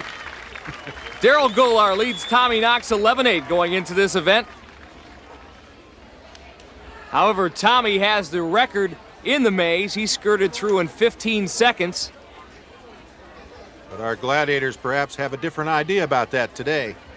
You're looking at the likes of Tower, Thunder, Laser, and last but certainly not least, the bad boy, Nitro.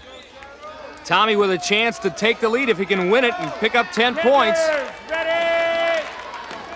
Gladiators, ready!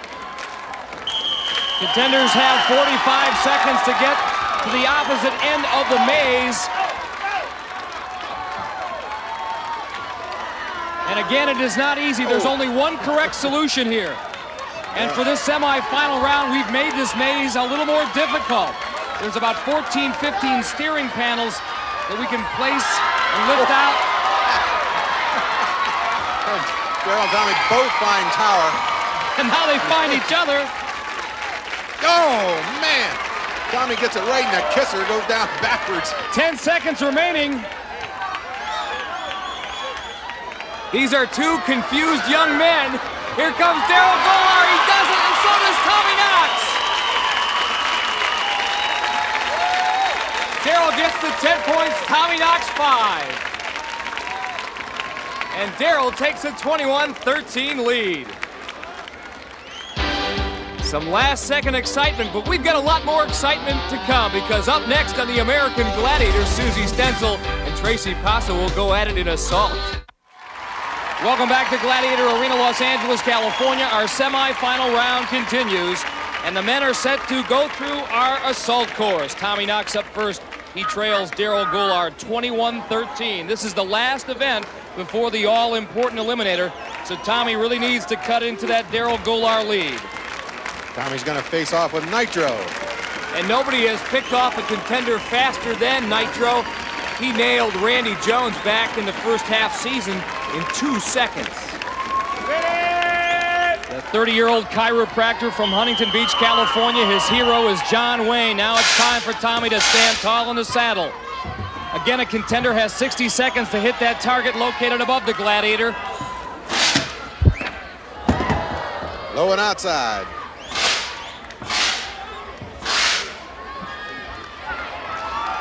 Again, to refresh your memory, contender also awarded points for every...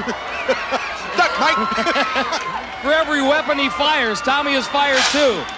So he's picked up 2 points. One at us. Less than 30 seconds now. Yet he's got to beat that clock. He's got to speed it up. Oh, he gets it! Tommy Knox pulls it out! That old cowboy background paid off. Boy, he needed those big points. He got it. Nitro unhappy. Tommy Knox, he needed the points. Points that cannon and comes through. Nitro can't believe it. But the fans from Huntington Beach can. Well, let's see how Daryl Goulart responds to the pressure. He now trails by 2 points, 23-21. In the assault before in the preliminary round, he did get that target above the Gladiator. In that case, it was Laser. Goulart, you gotta like this guy, you know. For Powerball, he smacks himself in the face. For assault, he gets that serious look on his face. He's a competitor. A competitor that's running scared and ducking.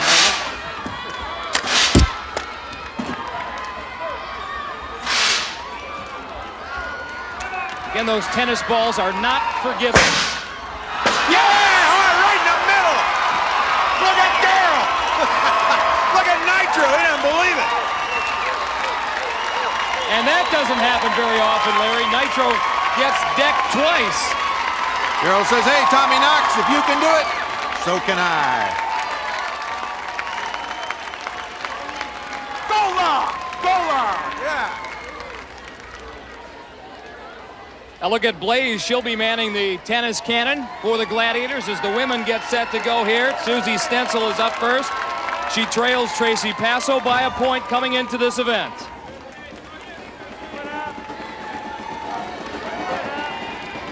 This is Susie's first time around in assault. Ready! Again, the contenders working against a 60-second time limit. Susie high and wide a little bit with that crossbow. Doing a good job of facing up to the cannon as we have some tennis balls ricochet off the top of the studio. A little high with a rocket too, Mike. Every weapon fired worth a point for the contenders, so Susie's got 2 right now. Now 3. She got Blaze ducking.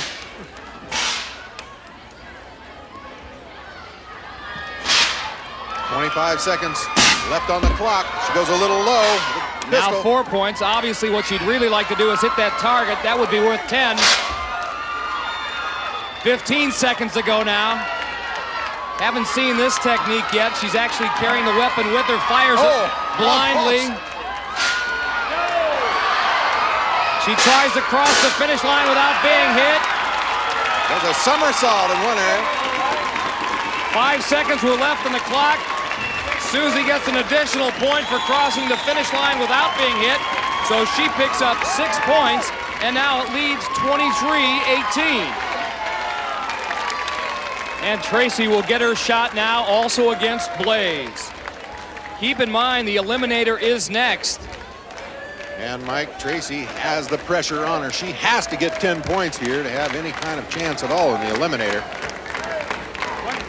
Certainly based on previous times, Tracy's best in the eliminator a full 10 seconds slower than Susie Stencil. She needs the 10 here. She's going to be very motivated in the eliminator. Oh, just a little to the left. Constantly amazed by Tracy's grit, determination. Blaze almost got dicked there.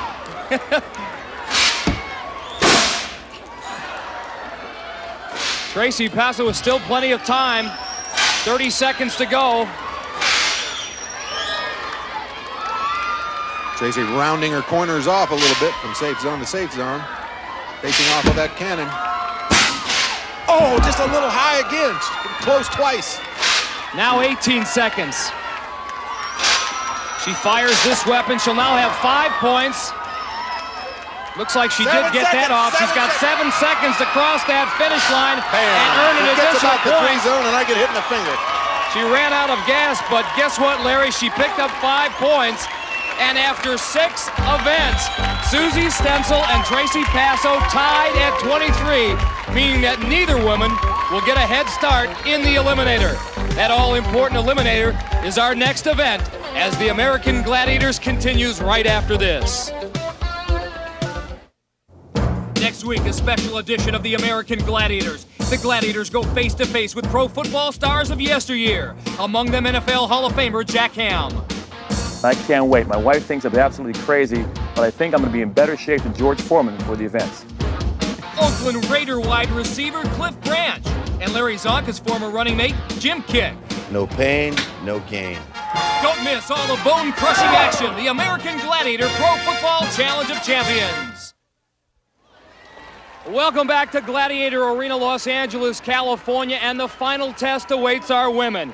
The Eliminator will decide who advances to the second half final 2 weeks from now. Tracy Passo and Susie Stenzel, well, they're dead even, 23 points apiece. No head starts, no advantages. Quite simply, the woman who crosses the finish line first advances on. The bad news for Tracy, her best Eliminator time to date, a full 10 seconds slower than that of Susie Stenzel. Will that be a factor? Let's find out. Tracy's with Larry at the start line. Larry? Tracy, even though it appears that you're even, you're still battling a little bit of a time handicap because of your slower time in the Eliminator. How do you feel about that? Well, Larry, even though I may be a little behind on the past Eliminators, this is an all-new Eliminator. They've sped up the treadmill, they've sped up the log, and Susie and I are dead even, so it's going to be one heck of an Eliminator. I'm looking forward to watching. Good luck, Jeff. Thank you very much. All right. And Larry, no doubt the one element of the Eliminator in the back of Tracy's mind right now, that spinning log or spinning cylinder. It nailed her twice. First here in the first round, watch her go down, and then it got her again in the second round. But each time she picked herself up, dusted herself off, and started all over again to win. In the penalty pit below the handbike, Lace and Blaze, and on the tower over the final straightaway are 2 other Gladiators, in this case, Ice and Diamond. Again, they'll go off dead even. Susie Stenzel in the yellow, Tracy Passo in the orange. The first test, the treadmill. They're on their way.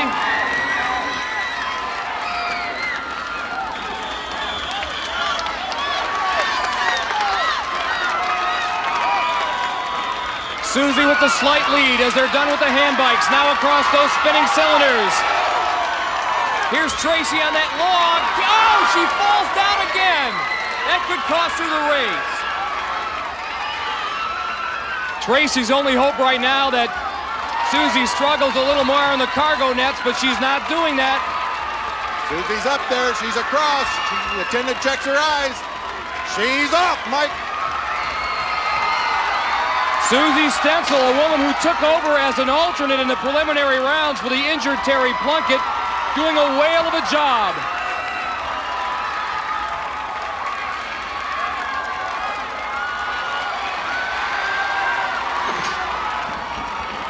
Over that second wall. She's going to move on, it looks like, and will, to our second half finals. As Tracy Passo finishes up. You're 3-0 in this Eliminator, aren't you? You got it. I love this one. I love the Eliminator. Let me tell you, let me ask you something. You went across that rolling log, slow, small steps. I've never seen anyone go across like that and keep their balance. You look like you wrote the handbook on that. I was determined. I was determined. Well, you've been determined all along. Congratulations and welcome to the second half final, gal. Thanks. Mike? And Susie will face the winner of next week's semifinal between Kathy Malika and A.J. Perling. Certainly congratulations in order also to Tracy Passo. She was outstanding in defeat. The men stand ready to attack this eliminator course, and both Tommy Knox and Daryl Golar have overcome slow starts to really pile up the points in the last 3 events. And Daryl's 8-point lead gives him a 4-second head start. But I don't think that's going to bother our chiropractor too much. He has come too far to give up right now, and right now he's with Larry at the start line. Larry? Yeah, Cowboys never die, do they? You've been on both sides of this handicap. You've had the advantage, you've had the disadvantage. Right now you're staring at 4 seconds disadvantage. How you feel about it? I'm just going to rest here while Daryl gets started, and then I'll go get it. Anything can happen. One spill on the log, one spill on the handbike, and you're back in it. That's right. I'll be right behind him the whole way. All right. We'll be watching. Good luck. And Larry, at the top of our show, we referred to Tommy as our weekend warrior. Well, he's fared well against our world-class wrestler. Great achievement to come this far. On the course for the Gladiators underneath the handbike in the penalty pit, Nitro and Thunder. And on the platform above the final straightaway, it'll be Gemini and Tower. Daryl Golar, the 2-time national Greco-Roman champion, against the chiropractor Tommy Knox. Tommy with that 4-second deficit. His whole family here from Huntington Beach, California to root him on. There goes Daryl. Here comes Tommy. Daryl pumping away across on that handbike.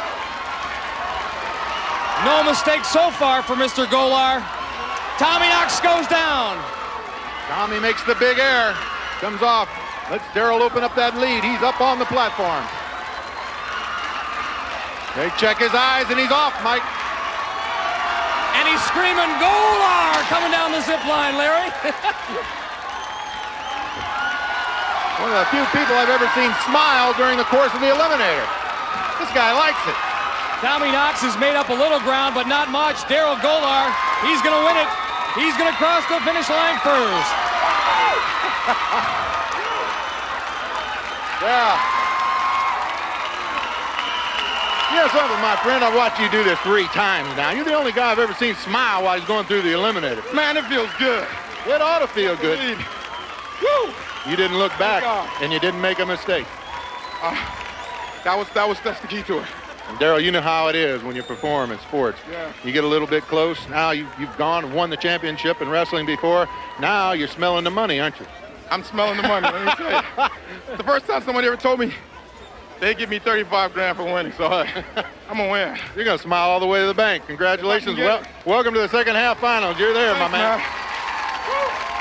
So Daryl Golar joins Susie Stencil in our second half finals. Daryl will face either Joe Morrow or Tony Corella. Susie will face either A.J. Perling or Kathy Malika. Again, our congratulations also in order to our runners-up, Tommy Knox and Tracy Passo. That's it from Gladiator Arena. For Larry Zonka, I'm Mike Adamle. See you next week for another semi-final match on the American Gladiators. Hi, Mom. Champions will receive an all-expenses paid Club Med vacation. With over 100 villages worldwide, Club Med offers the perfect vacation for families, couples, and singles. This year, take home a Club Med vacation.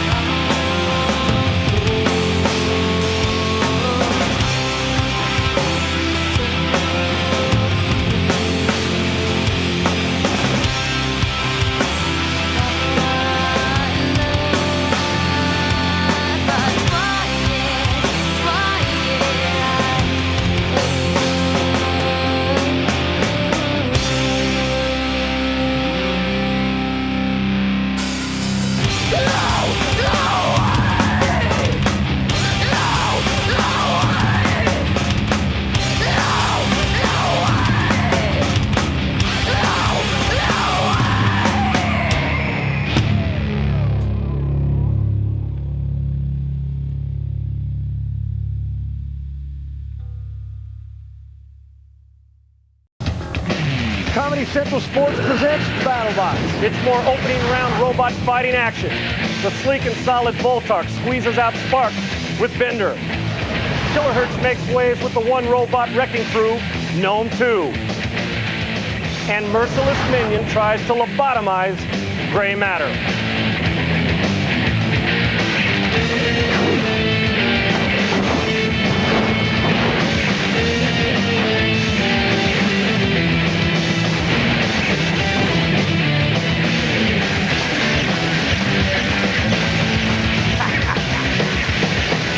The quest for the giant nut begins here.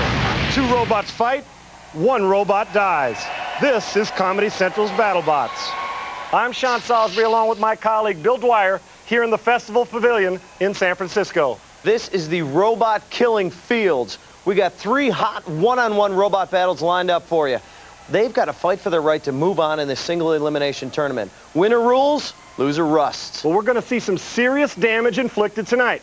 We'll have Donna D'Erico, Randy and Jason Sklar, and Bill Knight are all here to provide us all the inside angles. If you're new to this BattleBot sports sensation, let me explain it for you. 2 robots fight like crazy for 3 minutes unless there's a knockout. Watch and learn. Heavyweights Voltark and Bender are about ready to brawl. Voltark is a wedge with an actuated lifting arm. It's built by Stephen Felk and is based out of Host City, San Francisco. Its opponent is Bender, and he's armed with a spinning disc with a steel saw blade. Bender was built by Eric Stolken in Burbank, California. For a little more of the technical insight on Bender, let's go to our resident robot expert, Bill Nye. Bender's primary weapon? A hardened steel saw blade, 1 meter in diameter, spinning at 16,000 RPM. It's driven by a 1.5 kilowatt motor. This bot is dressed to impress, distress, and destroy all challengers. There's the Bender crew with their trademark fezzes, styling fellas. Right behind him is Voltark's creator. Let's take a moment to learn more about Stephen Felk. At first glance, it may seem like a beautiful day in the neighborhood. But it gets ugly fast when you find out the guy next door builds killer robots in his kitchen. That's a little strange, I have to admit, but if you look at it as being a sculptor, and I'm a sculptor living in my studio, it makes perfect sense, you know, and instead of it being marble busts of Venus de Milo, it happens to be an aluminum robot that fights. And I was very impressed when I saw how violent it is out there and how tough these machines have to be. I can't describe it. I mean, the adrenaline was just, you're just totally drained. It's like a different generation of competition or something. I thought if I ever have a kid, I'll name him Voltark and really screw him up, you know? Basically had no life for 4 years. But I've got a pretty decent robot, so I've got something to show for it. Ladies and gentlemen, so let's go down to the battle box floor where ring announcer Mark Bureau has all the specifics. Introducing first, in the red square to my left, it's a wedge design with Armageddon in mind. Say your prayers and beg for mercy from the 210-pound killer shark, Voltark. Maniacal. Very thick, sturdy. It's like cheddar that's been left out for 3 weeks. Wedge of death. And in the blue square, ready to reduce rival robots to rusted rubble. It's a tungsten-tearing, alloy-attacking, 193-pound Bender. Bender's going to have to get in close to be effective. Yeah. Hey, everybody. Billy Idol. Red driver, are you ready? Ready to... Red driver is ready. Blue driver, are you ready? Rally hats. Blue driver is ready. What's with the shades, brother? I don't know, but the box is locked. The lights are on. It's robot fighting time. Jump on board, everybody. Voltark coming out fast. Bender on the left side of your screen. Voltark on the right side of your screen. Initial contact by Voltark as he tries to slam Bender into the screen. You want to show the judges how aggressive you're going to be. Knocked his wheel off. Oh, his caster came off. Straight out castrated by Voltark. Hey, good one, pal. Yeah. Castrated. Yes, nice. castrated. And look at the domination early in this bout by the thicker, meatier Voltark as he slams Bender up against the wall. And like I said before the fight, I don't believe that little lawnmower type action on the top of Bender can do anything to Voltark. That's a strong blade, but here's the problem now, Sean. He doesn't have the right angle. Since he lost his caster right over the kill saws, and he's bringing himself, he wants more damage done. Those kill saws can come out at any time during the bout. They didn't do any damage there. No hazard damage, though, to Voltark, who is right now taking over this fight. And there's a lot of movement, nothing being done on the offensive end by Bender. Look at Bender's wheel spinning, but there's no angle. He can't get in any shots. Well, it's almost like his spinning blade is too small because it's not big enough to get in to Voltark. It's the angle, you idiot. How many times do I have to tell you? Well, say it again. What is it? It's the angle. Thank you. Well, you know what? Stephen Felk has some thoughts on man's warlike nature. We're a very violent species. And that's the reason we rule the earth, is because we've killed everything else. Everything got in our way, we eliminated. And so I think deep down in our psyche, there's this feeling and this rapport with violence that we really like. That's like pro football. What does he know about? Yeah, when did he play? Yeah, I don't know. Did you ever play against him? Never. I can't remember. He might have been one of those guys. He'd be crying if you threw a tight spiral into his chest. But you know what? He's not crying now because Voltark is dominating Bender in this He's bout. just backing up and ramming, backing up and ramming. Those rally caps are doing no good in this 3-minute or till incapacitation bout that's going on here in the BattleBots ring. Up and at him. Here he goes. Here comes the kill saw drag. Come on, bring it, Voltark. Oh, he's toying with Bender right now. Hey, Bender's wheel. There's the buzzer. There's the buzzer. That's it. His wheel is not spinning at all. Take the sunglasses off. You're not cool in this one. Your future's not so bright anymore. Take those shades off. Take a look at the replay, Bill. Look at this. Here we go. Boom. The hobbling begins like James Caan in Misery. Oh, and that was it for Bender. He had nothing left after that. No angle, no nothing. Knocking that wheel off. And here you see that lifting arm that came into play so many times in this bout. Oh, yeah. Ladies and gentlemen, the 3 judges at arena side have scored this bout 9-0 for the red square. Voltark. Well, is there any doubt? Voltark is moving on. Bender's a loser and going home. Let's get to the battle stats. Yeah, all Voltark. Slams 8-1. Hazard damage 4-0. Jabs 2-1. Bender's going to need some major design changes. Domination by Voltark. Yeah. Oh, we did great. We got to win. It was ugly. It was lame, but we got to win. So that's sort of the thing that counts. Yeah. What I like about this, I don't think too much. Is that Voltark wants more, not content. Well, you know what we'll do? We won't use the rear wheel next time. The caster came off. The caster came off. And the blade was in the wrong angle to hit him. So he couldn't spun him above What a great bout as Voltark's moving on. And next up, it's the British robot Kilohertz. He'll verse the American Gnome 2. Those guys look like they're British.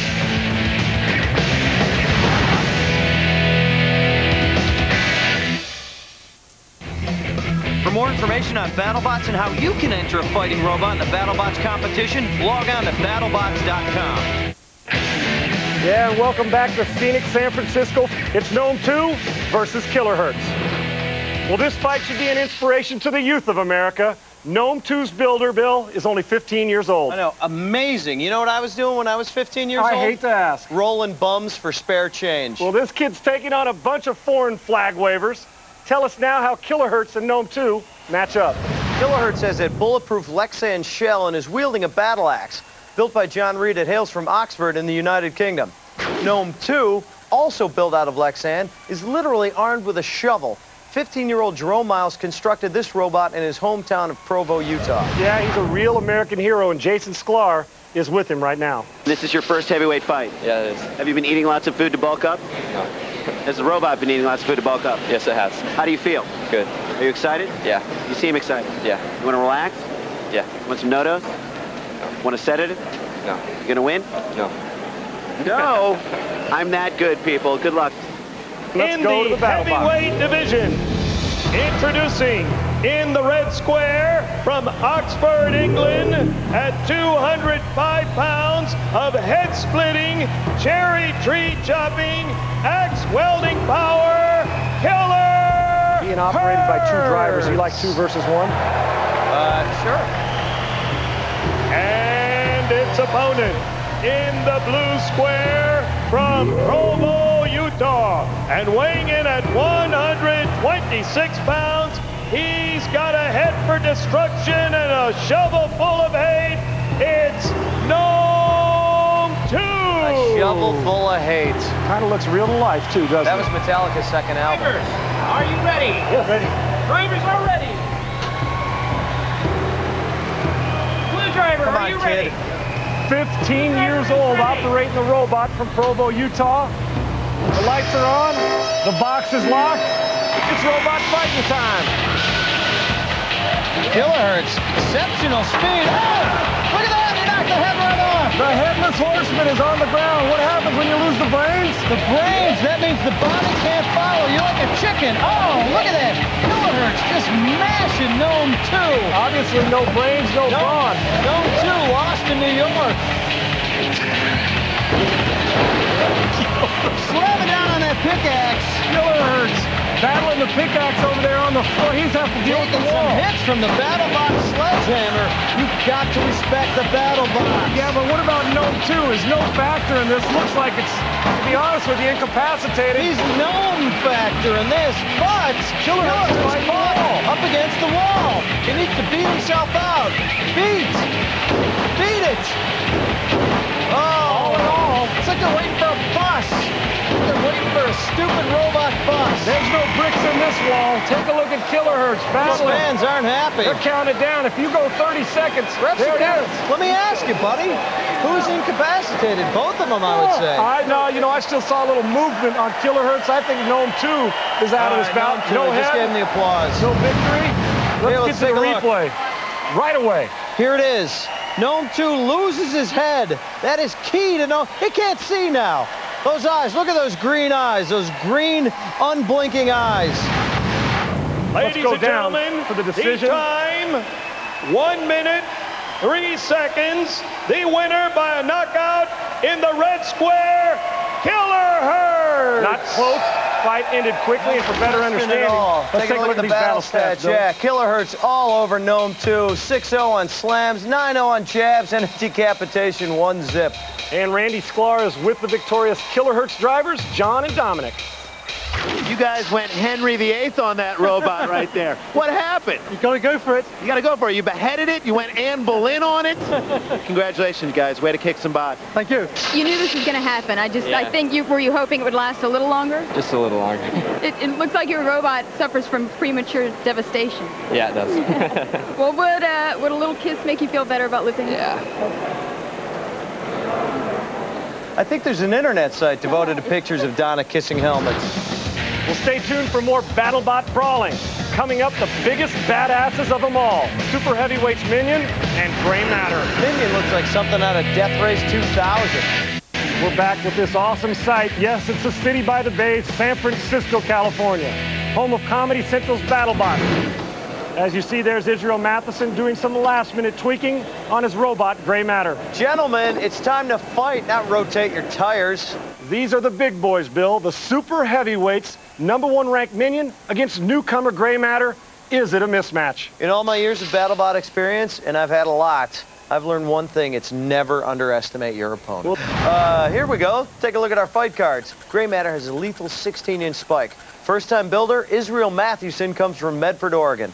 Minion has 2 weapons, a saw and a wedge, and was designed and built by Christian Carlberg in North Hollywood, California. Well, we paid a visit with Minion's Christian Carlberg to see what he thought of Minion's chances. Minion is the #1 ranked super heavyweight in this BattleBots competition. Team Cool Robots is the reason why. A Cool Robots team member has to have a lot of skills. Perhaps most of all, they have to have a strong back. There's Lucas Pit Chief. I think I'm the slacker of the team. I think that I like to come in at the end and, help with the final punch and, get the glory. Brian is the head mechanic. I supply the garage. And Christian Carlberg is the captain. He's got all the money. I really like working with Brian because he and I think differently. We argue a lot about what we both think is a necessity on the robot. I think a roll cage is more important than bigger motors.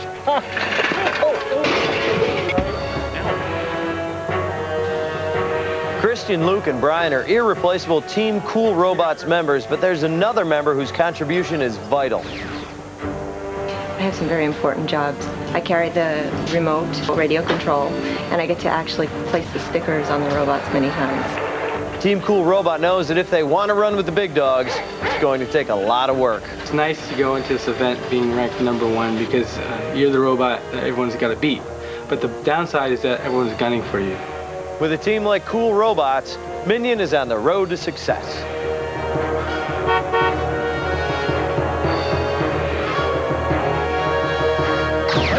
I'll tell you what, partner, Minion may be the favorite in this fight, but Gray Matter does look damn near impenetrable. Well, it's that time. Let's get down to ringside for the fight.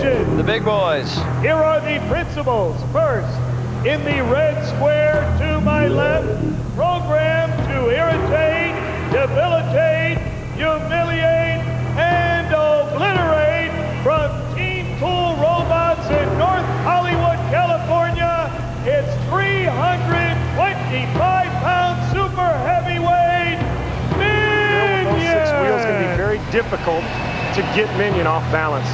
I bought a 6-wheeled car once. In the Bad blue idea. square, he's a 324-pound brain, and he's bringing on the pain. It's super heavyweight Gray Matter. Ramrod's kill sauce. How are you going to get to that? Look at that. Now, why does a girl like that need batteries? Drivers, are you ready? Red drivers are Christian ready. Carlberg, closest to us, the driver of Minion. Blue driver, are you There's ready? Israel. Yes, Israel Matheson, the driver of Gray Matter. Intense. Yeah, when they do that, that means that box is locked, these lights are on. It's robot fight time. It's Gray Matter against Minion. This will be a super heavyweight bout of 325-pounders. Probably won't be a lot of quickness in this, but a lot of push and shove. As there you see them getting after each other right away. Maybe some clutching in this. The drivers will be so important to stay away from those kill saws and those rubber tires. Yeah, and it's Spike versus Saw. Oh, my God. Oh, man, Minion's lost his saw. He lost his saw, his main weapon. Shaking his head. Oh, what to do now? Really, now, can he continue to compete? He loses his biggest weapon now. It almost becomes that he's on defense now just to fight off that Spike and Gray Matter. He's got the Lexan wedge, which he's got to use to score points. Now, I would ask you this. Can that sharp Spike of Gray Matter, can it pierce that Lexan at all? Is that impossible? I don't know. He's going in the side. He's going in the back. That Lexan is some strong stuff. There you see. It's Gray Matter. There you see doing the twisting and turning is Minion. Hey, I think that answers your question right there, Sean. That Spike has pierced the Lexan. Now it's a shove match. Take a look at that. No, he went in between. He went in between. It little clutch and grab. Minion has to stay on the defensive because he can't get too close to that hardly. Spike. He came right at the Spike that time. Tell you what, you almost thought they were listening to me. Showing some robot nuts. Take a look at this now. Look now. It's Pierce. Look at that. He's Pierce Select. That is one strong robot. Great driving. Gray Matter. By Powerful. Israel and Gray Matter. The wheels coming off the ground, though. Minion showing some strength. Now he's got to use that spiking to his advantage and shove Minion into the kill saws. And that's his biggest advantage right now without his saws, to push Gray Matter into the kill saws and try to pop one of those rubber tires to limit Gray Matter's movement. This is a good fight. Very close. The winner's going to move on to the next round. The loser will go home and retool for next year, but this is a good bout. It's going to be very close as we're a little more than midway through this super heavyweight bout. Look at the intensity on Christian Carlberg's face. He's driver of Minion. Man, there you go, the kill saws. Both drivers just dangerously close to those kill saws, and paying the price was Minion. I'm amazed that these rubber tires can hold up that well against those kill saws. It's some sort of a super rubber. Look at that. Oh, nice leverage by Minion, doing a good job. Yeah. Oh, right into the spike strip. I'll tell you, nicely done by a handicapped robot. That's basically what it is without its saw on the back. And you know what? It'd be nice if he could get a lot of momentum and get Gray Matter to flip over. That's really the one advantage he has. In close there. He's scoring some points here. Or if he could get Gray Matter. Oh, I thought he was stuck against the spike strip, Sean. This could come up as one of the great upsets if Minion can pull this off because he's at a definite disadvantage. Gray Matter, I expect to be a little... There it is. There's the buzzer. I expect it to be a little more aggressive. I'm not sure which way this is going. You got a favorite? Do I have a favorite? In this one. Is there one you like here? Oh, I thought you meant in life. Yes, I know you have a favorite in life, but let's get to the replay. And there you see the underdog because of the saw. Minion shoving him up against the spike strip. Taking a little hazard damage from the sledgehammer. Hey, look at this from underneath the kill saws. Ow. What's up, baby? Is that a transistor I see? You know, the late push by Minion may make a difference here. The judges like that late battle. Go down to the court side and ring side and see what's going on. Decision for the red square. Minion taking it. 7-2. It looked a lot closer to me. You know what? We got to come back here with comments from the builders of both. And the hit of the week, they're going to join us right after this. Right after this. What a surprise. A big phallic-looking building here in San Francisco.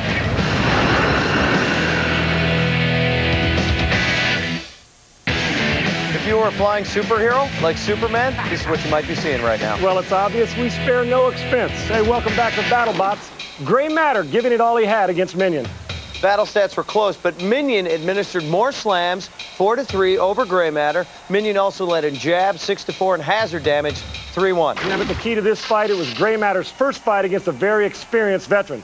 And I think we can expect to see some great things from this young man in the future, Bill. He needs more sophisticated weaponry to compete against the advanced technology of Team Cool Robots. But never mind that, because now he's going home and Minion lives to fight another day. How lucky are you and how lucky are we?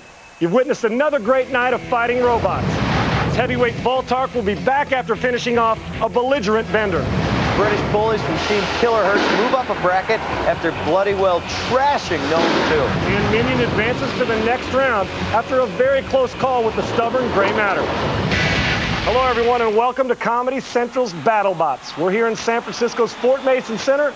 I'm Sean Salisbury. He's Bill Dwyer. Yeah, I am. And you know, Sean, just because it's a fort, that doesn't explain all the guys in sailor suits. For the love of Pete Brady, bring on the fighting robots already. Yeah, we'll do just that, partner. Our first round action continues with 3, count 'em, awesome battles. When it's all said and done, the winners advance to the next round, and the losers advance to the scrapyard till next year. But first, why don't you explain this incredible new sport to the neophytes? Hey, go easy, buddy. All right, BattleBots is a 3-minute blood sport. 2 robots rage in the cage, and if there's not a knockout, the judges pick a winner based on aggression, strategy, and damage inflicted. Kind of like getting your taxi medallion in New York. Yeah, well, our first fight of the night is a middleweight event with pressure drop versus subject to change without reason. Bill, you know anything about these two? I know everything about these two. First up is subject to change without reason. With a flying wedge design, he was built by Randy Eubanks of Long Beach, California. Then there's a freakish walking robot, Pressure Drop. It's armed with a titanium rock chisel and built by Derek Young of Burnaby, British Columbia. That, my friend, is in Canada. Now let's go to our tech specialist, Bill Nye, for an up-close and mechanical look at Pressure Drop. Pressure Drop is a complex 6-legged walking robot with a regulated 60-atmosphere liquid CO2 tank. It has a tripod gait so that 3 legs are on the ground at all times. The turret rotates 270 degrees and houses Pressure Drop's weapon, a titanium rock chisel.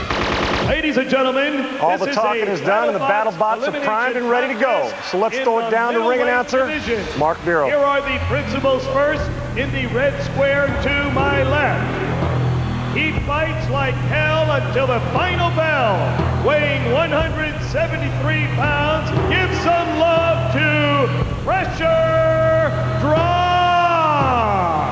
There you see Pressure Drop, 170 plus pounds. He's maxed out. In the blue square at 62 pounds, killing the enemy is always in season if you're subject to change without reason. Ladies and gentlemen, without reason. Classic wedge shape, Sean. Yes, exactly. Wheels on top and bottom in case it gets flipped over. That's not going to happen this fight. Giving away over 100 pounds in this bout. We've seen in BattleBots throughout these fights. Driver, are you ready? Quickness is a lot better than strength and being slow. Blue driver is ready. Red and blue are ready to go. Referees are ready. That box is locked. Lights are on. It's robot fighting time. Pressure Drop. There you see that nice big pickaxe on top. But I don't know how quick it can move back and forth, as we see on the offensive right now, without reason, a little bit of something to change. He's pounding him. He's getting in hits right now. Oh, there comes a pickaxe. That was a miss, though. Hit the floor. Look at this leverage now by subject to change without reason. Giving away again 100 pounds. But when he can get into Pressure Drop's body, that swing arm is way too long to even hit. Yep, subject to change. Scoring points. That's what he's got to do. Once again, you see the attack being mounted. Oh, if you read lips, he said, oh, shoot. Did you see that? Something's wrong with subject to change without reason here, Bill. I didn't see anything happen. Looks like the remote He just control went down. He's not moving. Pressure drop is. He's got 30 seconds to move right now. This fight is over. That is the rule. If it doesn't get to 3 minutes, 30 seconds. Here comes the big fella.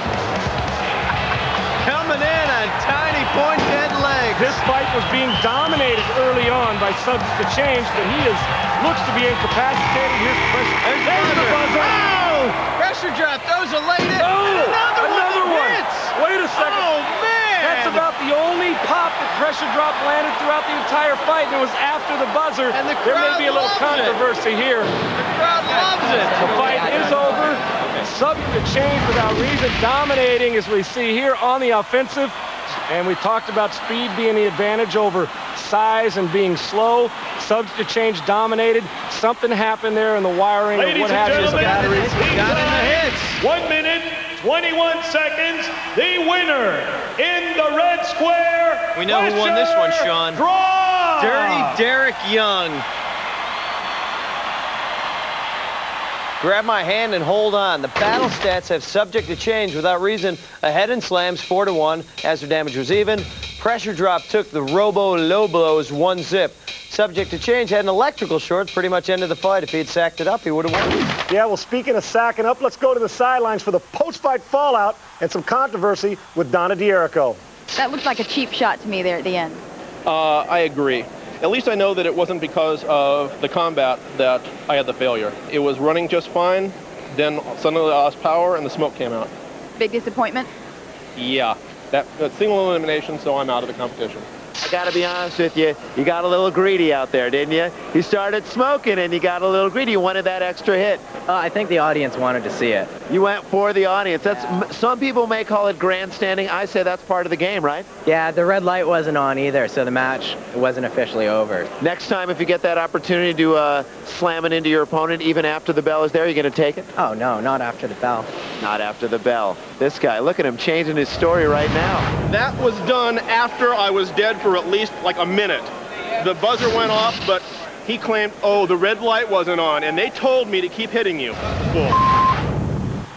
Testy. Randy Eubanks a little upset, and you know, subject to change without reason. I kind of convinced that even though the fight was over, there's got to be some rule to prevent somebody from cheap shotting after the buzzer. You and all your rules makes me sick. I wish there wasn't even a bell. So subject to change without reason goes home. Pressure drops is moving on. We got more spellbinding. Metal bending action right around the corner when Shaft goes old school and bitch slaps Mouser Mecha Catbot. For more information on BattleBots and how you can enter a fighting robot in the BattleBots competition, log on to battlebots.com. You're back with Comedy Central's BattleBots. Welcome back, everybody. The robotic rampage continues. Well, the next match is a lightweight event with Mouser Mecha Catbot going against Shaft. Bill, tell us more about this one. All right, Sean. This is Mouser Mecha Catbot, a little Bay Area beauty with spinning saws on its hemisphere body. The builder is Fawn Davis from right here in San Francisco. And here's a bot close to my heart, Shaft. The main weapon is that spike on its front, and builder Rick Winter comes from Oakland, California. Well, let's get down to the battle box and see what's happening. In the red square to my left, weighing in at 55 pounds, from creator Rick Winter, from Oakland, California, here is Shaft. I love the lightweights, Bill. Quick, stick, and move. Yeah, it's all about driving skills. So important. Weighing in at 58 pounds, from creator Fawn Davis, from San Francisco, California, here is Mouser Mecha Catbot. Bill, let's not be misled by the nice paint job and that robot is soft. That's a wicked robot. Red driver, are you ready? Red driver is ready. Both of these drivers and machines There's fun. Prepared, excited. Blue and red drivers are ready. Lightweight division. The box is locked, the lights are on. It's robot fighting time. Mouser Mecha Catbot, and there is Shaft. In this lightweight bout, the winner's moving on. 3 minutes or till incapacitation, whatever comes first. There you see a Hellraiser. A Hellraiser. There we go. Now we got him in tight. They got to make it across the big box. Nice and attack there's a by nice Shaft. pop by Shaft. There you saw those kill saws that these drivers will try to drive them into. and force them to be incapacitated before the 3 minutes. The driving is so important in this bout, not just the robots. Yeah, driving's so important for Shaft. He's got the one weapon, and that is his cold-rolled steel spike I told you about, Sean. Monster Mecha Catbot, dual blades, you can see him there, and the lifting arm and door. And that door really can work to Mouser's advantage by... Oh, there you see the kill saws deployed. Nice job by Mouser Mecha to drive into the kill saws, drive Shaft into those kill saws. And now there you see that opening that swallows them up. That door, that lifting door, yeah, you can see, and right over the kill saws again. That's going to cost him some hazard damage points. Oh, look at that. Now that makes me wonder there, was Mouser Mecha using that to his advantage to get across the ring to save energy? No way. I think he just got tossed. So you think it was a lucky draw? I think it was an unlucky pop. There you saw the ramrod there. Look at Shaft on the attack again. Shaft, really aggressive, coming at him. Now you see, Mouser, it's all about time. Shaft comes at him. He pops the lifting arm and door, turning his defense into an offense. Can that steel shaft really make a big impact on Mouser with that metal outer core and really penetrate Mouser Mecha, Bill? You pound him enough, it could hurt him. Plus, he's building up points. Yeah, every time he makes that hit, these 3 judges are judging on the point system and is building up points. There you see the shaft cam. There's our sledge cam. Like a maniacal Judge Judy. Sir! Sir! I like what Shaft's doing here. Shaft has been aggressive this entire bout. Driver Rick Winter trying to drive him in, but now look at this. Not a whole lot of muscle on the back wheels once he's lifted up. I say Mouser's got him right now. He's got him trapped in the door, moving him right over the kill saws. Oh, I love that smell of metal. Outstanding driving by Fawn Davis, the driver of Mouser Mecha Catbot, who is still in control now as he's got great leverage on the lightweight Shaft, who is having a hard time getting back all 4 wheels on the ground. Yeah, not all his wheels are on the ground. We're inside about 20 seconds left in this bout. This fight is so tight, buddy. What are you going to do? Do you attack and go on the aggressive and go for the knockout, or is it so close you say, let me play it safe and stay away from the kill saw? Nobody plays it safe in battle bots. Obviously, as you saw Shaft go after it again. And there it is. There's a buzzer. What a great fight in this lightweight division. Let's take a look at the replays. It went back and forth. You can see Shaft building up some aggression points here. This cost him. His aggression sent him right over the kill saws and flying. See all that debris, and you're right, he might have been over-aggressive. Now we see Mouser returning the favor and going right back over the kill saws himself, and about 2/3 of the way across the ring. 2/3 of the way. I'm a numbers guy, Sean. You are a numbers. We'll get a load of these numbers as we go down for the decision. Arena side have turned in a 6-3 decision for the blue square, Mouser Mecha Catbot. The announcement, and even though Mouser won, it's obvious that both these BattleBots put up one hell of a show for the fans. It doesn't get any closer. You are good at stating the obvious, my friend. Both of them brought their A games tonight, but the battle stats show a different fight. All right, they were even in slams, which is fair, but Shaft had more jabs, 12-7, and administered more hazard damage, 4-2. You have to wonder which fight the judges were watching. There you see up next, Tazbot is getting ready. Remember that name. That is not an industrial floor polisher. That's Tazbot, and he's going to tangle with Vlad the Impaler when BattleBots returns.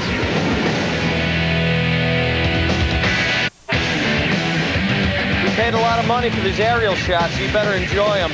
We're back in San Francisco. Vlad the Impaler, you see here, getting a lower GI before his big fight. Welcome back, you metalheads. We've seen 2 great fights tonight on BattleBots, both with a little bit of controversy.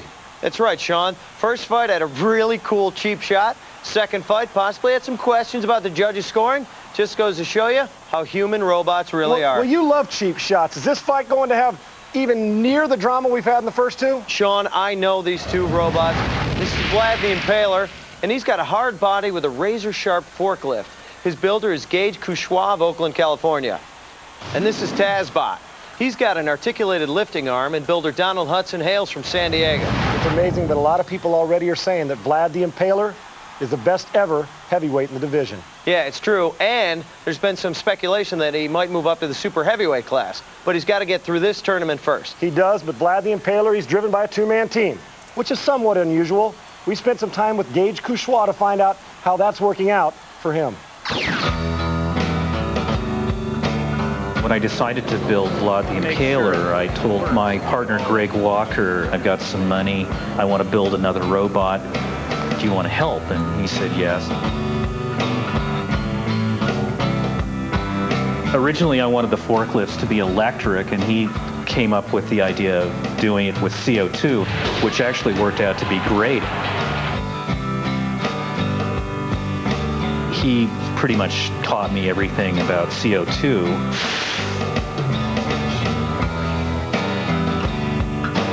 It's been a long time since we first built it, and I'm not sure he's as interested in it now as he was then. I think he's more interested in it since I started winning.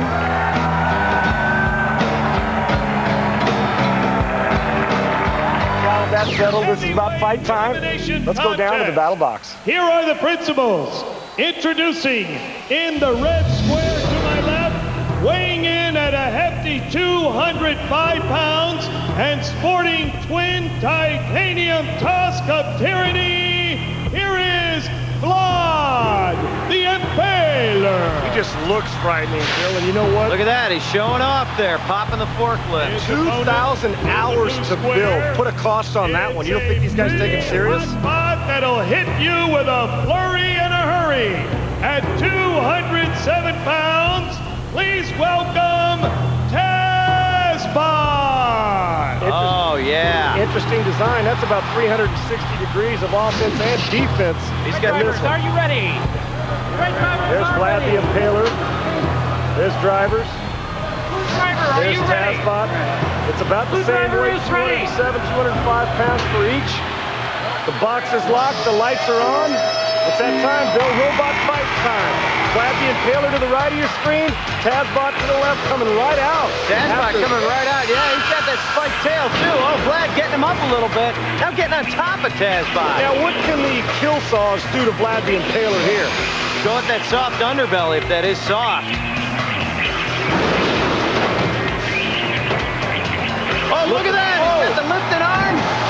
He's got Vlad up, and Vlad is a beast at 205 pounds. That may be the only way you could attack Vlad the Impaler. One of the favorites here in the heavyweight division. Try to drive him into the kill saws. Maybe there is a soft underbelly there. Right now, oh yeah, this is all TazBot. He's working on that rear end. This would be a major upset if TazBot is able to take on Vlad. But early in this fight, it's all TazBot. Oh, that's it. Oh, man, worked against him. The kill saw is bringing him right up TazBot's arm. Exactly. Now Vlad the Impaler, let's see if this irritation sets in now. This TazBot is right now leading his bout, and he's on the aggressive all the way through. Maybe that's where you have to attack Vlad, Bill. It's the box against the box. Look at him, that crazy head. Oh, around. Nice hit by Vlad. He's getting Vlad up, and that is hard to do. Oh, there we go. He's got him on his back. He's got to use that. He's got to use that lifting arm down and tip himself over. Oh, look at that hit by the Impaler. What a pop. But again, it uprighted him. TazBot back on his wheels. That technique is awesome. Look at that. Intensity by Vlad the Impaler's drivers. Look at that. Oh, another. There's that lifting. Oh, got him. Now it's turned. Little momentum switch here. Vlad controlling. This is a great heavyweight bout you're watching. Vlad the Impaler against TazBot, who's now a little bit helpless lifting off the ground. Looks like a bee's head looking for honey. Where's that flower? He's got him. He wants to bring him over to the kill saws to see if that works for him or against him. There you see that. Oh, he's on his back again. Vlad the Impaler trying to put a knockout punch in. And you know what? Now, Bill, tell me about that. Vlad's got him on his back. Cannot move this TazBot. And Vlad mounts him over as he backs away. Oh, my gosh. Look at the smoke. You know what that means. No Cheech and Chong movie here. This is TazBot against Vlad the Impaler, and it's the battle box. Is that a smoke screen? Because he seems fine. Let's see if the arm comes down, dog. Good point. Sure didn't stop. There you see again Vlad. Points and shoots.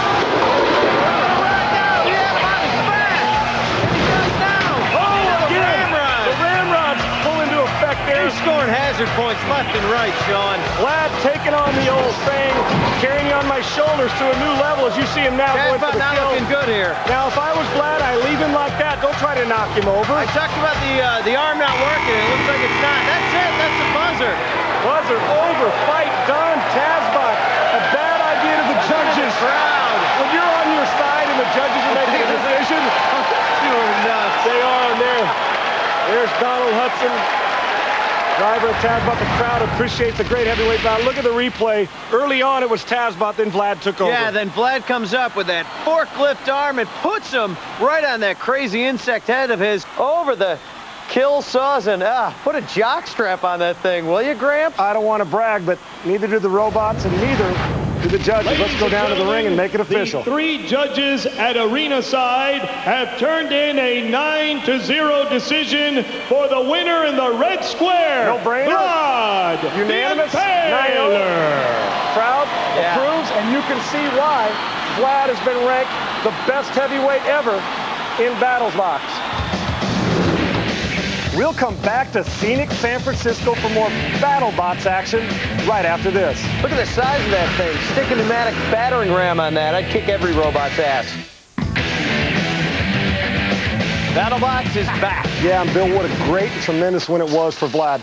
Overcoming some early internal problems, was able to put the pressure on Tazbot, break down the battle stats. Well, you don't have to be that Goodwill Hunting sissy to see that Vlad the Impaler had the right equation tonight. 7-1 in slams, 18-4 in jabs. Though Tazbot had the 5-4 edge in hazard damage, that was in the first minute of the fight. Sean, they last 3 minutes. Well, let's go down to Donna D'Erico for the winner's reaction. You know, I was noticing you had really good shaft control. Yes, that's Greg's job. He's the weapons officer on this. Officer, I operate the forks and impale them.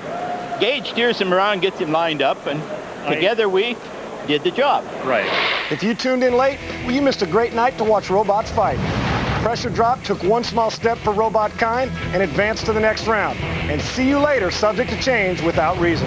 Shaft got the shaft, if you ask me, but Mouser Mecha Catbot pussyfoots its way into the next level. And how about Vlad the Impaler? He overcomes a slow start to advance a step closer to the finals.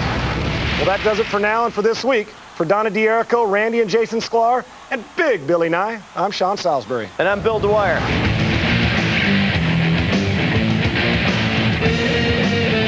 For late-breaking news without the flaky mess, don't miss The Daily Show with Jon Stewart. Next, only on Comedy Central. Do not construct or operate a robot or BattleBot without proper supervision.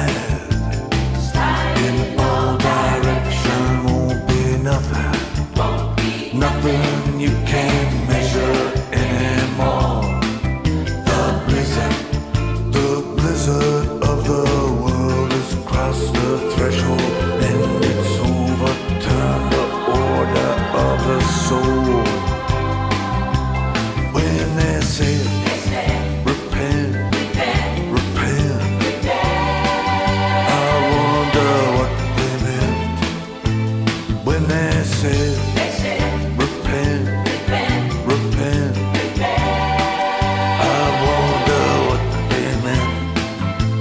When I said, repent, repent, I wonder what they meant. When they said, repent, repent.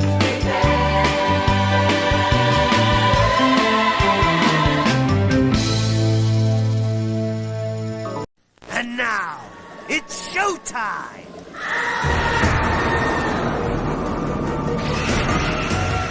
Greetings from Universal Studios Florida, kiddies! It's Secrets of the Crypt Keeper's Haunted House!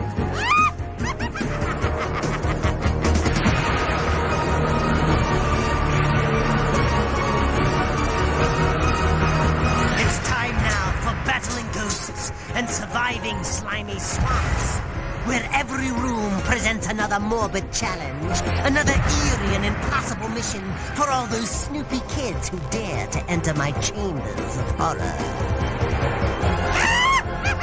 And now our host, Steve Saunders!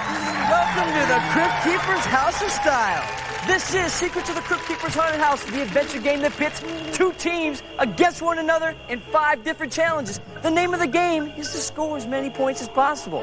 Right now, give it up for the thrill seekers that are going to go head-to-head with the Keeper. Representing the Sloths, here's David James of Merritt Island, Florida, and Nicholas Allen from Orlando. And give it up for the Hogs, it's Michael Woodside from Rock Ledge and Evan Powell of Windermere, Florida. All right, you gotta face your fears in our very first challenge of the day. It's Fireball Alley time. Hang with me. All right, Sloss, how's it going, David? How's it going, Nicholas? Come on in here. David, you're defending, right? Yep. Nicholas, you're cheering him on, right? Yep. All right, you guys, you know what to do. Keep your hands up. Protect those headstones. Comprende? Comprende. Get going. Okay. Nice knowing ya!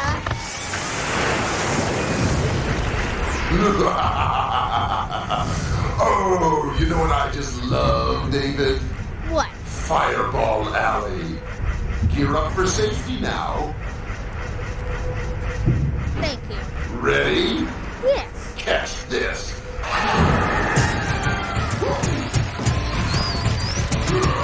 Come on, David, you need to keep your hands up and stop Ziggler from knocking down those headstones with those fireballs. Take me out to the ball game. Don't forget, man, you need to keep your balance on that bridge. It's a long way down.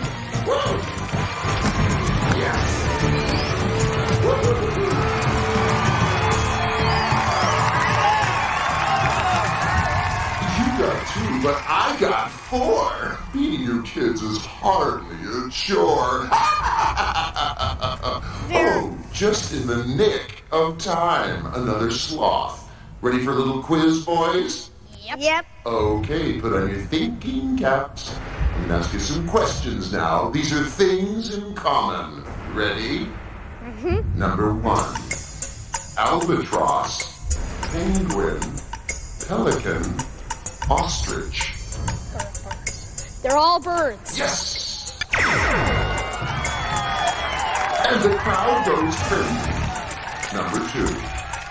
Cowboys, Broncos, Rams, Chargers. They're all football teams. Why they happen to be that, yes. Touchdown, boys. The Sloths answered 2 questions correctly, 5 points apiece, so hey, let's give them 10 points. I hate kids this good.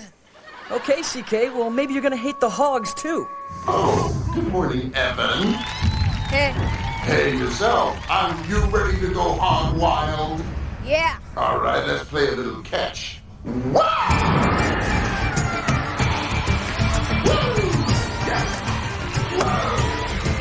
Okay, Evan, remember, old Digger's trying to knock down those headstones behind you, so you need to keep your hands up and protect them from those fireballs.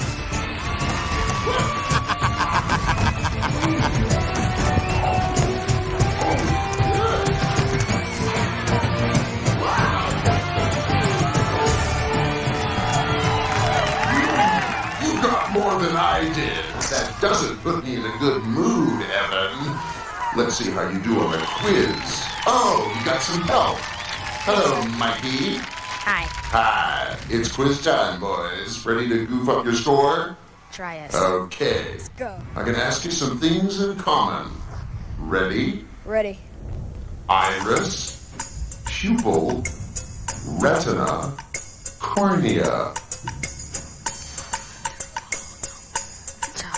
They're all inside the eye. Parts of the eye is correct. Yes. Okay.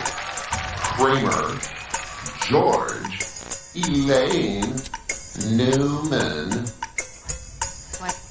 They're all on the show Seinfeld. Yes, characters on the Seinfeld show. Okay, come on, we can do it. Number 3. Discovery, Challenger, Columbia, Atlantis. They're all shuttles. Space shuttles, yes. Come on, we can do it. One more. Everything smart again. Sumter, Nick Henry, Knox, Ticonderoga. They're all fours. They are so. Yes. Oh, yes. 4 questions right, 5 points apiece, 20 points. Oh, yeah. I want the guy who chose these kids fired. Michael and Evan representing the Hogs. The Hogs are in the house. Way to go, you guys. Evan, you play soccer? Yeah, a little bit. Well, it obviously showed today, man. You kept 4 up. Yeah. Only 2 went down. I think you made the big creep mad. Think I did. Yeah? 20 points? Yeah. Give it up. These kids worry me. Well, at the end of one gruesome event, it's the Sloths 10 and the Hogs 20. The swamp from hell is next, kiddies. That's right, CK. This next event ends right here in the swamp from hell. But the first part of this challenge begins out in the graveyard. There's a time to be nice and a time not to be nice. Yo, Nick, what time is it, buddy? Time to get nasty. Time to get nasty. All right, Sloths, you know what's up? Nick, you're jumping while your partner David is hanging out above the swamp in the cage. What's up, Dave? Oh, I'm hanging. All right, hey, cheer on your partner, all right? Hanging out. Nick, you got 15 seconds to get as many skulls as possible. You ready? Mm-hmm. On your mark, get set, jump. Go, go, go. All right, he's got 15 seconds to get as many as possible. Each bundle he knocks down, he's going to get a bag of them to transport in the swamp. He then has 1 minute to transport all bags from one end of the swamp to the other. He's going to get 5 points for each bag and hopes that David doesn't burn. All right, in the house you go, Nick. Come on, Nick, go, go. You're wasting time, buddy. Kick it in gear. Go! Have a nice trip. Nick knocked down one group of skulls, so there's one bag waiting for him right there on the swamp bridge. Come on, hurry up. His partner David hangs out above the lava swamp. Down here, and I do mean don't let me down. Hurry up. I'm going down now. He has 1 minute to take that bag across the swamp. Okay. One bag is worth 5 points. Okay, come on. Come on. One bag. Good. As the clock ticks down, Nick's being very methodical on where he's putting his feet. I'm going back down. Gotta have a good sense of balance if you're gonna survive. Come on, Nick. Hope you can swim. Oh, Nick. Really? I think David's starting to feel the heat. Come on, Nick. You got it, man. Come on. Come on. Go. Oh, no. He ran out of time. Sorry, Nick. It looks like your sloths have been skunked in this swamp from hell. So here's an opportunity for the Hogs to extend their lead.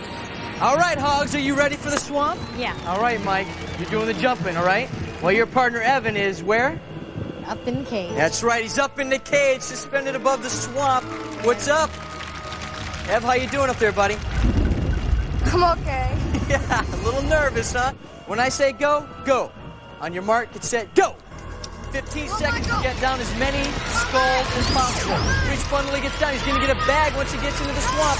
He then has 1 minute, 1 minute only, to transport as many bags as possible from one end of the swamp to the other. 5 points for each bag. All right, in the house you go, Mike. Get going, buddy. You're moving. You're cruising. This kid worries me. Now, Mike knocked down 4 groups of skulls, so he has 4 bags waiting for him right there on the swamp bridge. Each bag is worth 5 points if he gets them across. So what's his strategy? Come on, Mike. Well, looks like he's taking 2 bags, so you know what that means. He needs to make 2 trips, if he can make them. Let's watch and find out. Come on, Mike. Come on, Mike. You can do it. Oh, no! See you later. Yes! Yeah, Crypt Keeper, we've got ourselves a hog roast.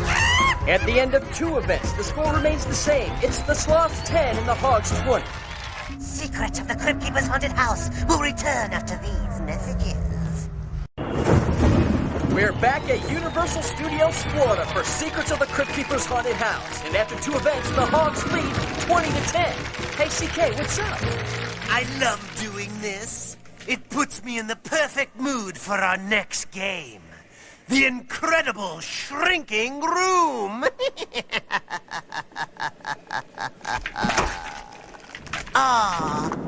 Yo, Sloths, are you ready for some mind games? Oh, yes, David? we are. Nicholas? Okay, man, you guys know what to do. 6-word puzzles, 40 seconds. Can you do it? Too simple. Easy. They're not overconfident, are they? Go, you guys. Show me how. Nicholas and David, welcome to my shrinking room. You're looking for animals. Okay, the Sloths only have 40 seconds to solve these 6-word puzzles. For each one they answer correctly, they get 5 points. Why? Now, if they solve all 6 and shout out the magic password, which is the top word, they get a 10-point bonus. Come on. Hurry, hurry. Anybody for a game of squash?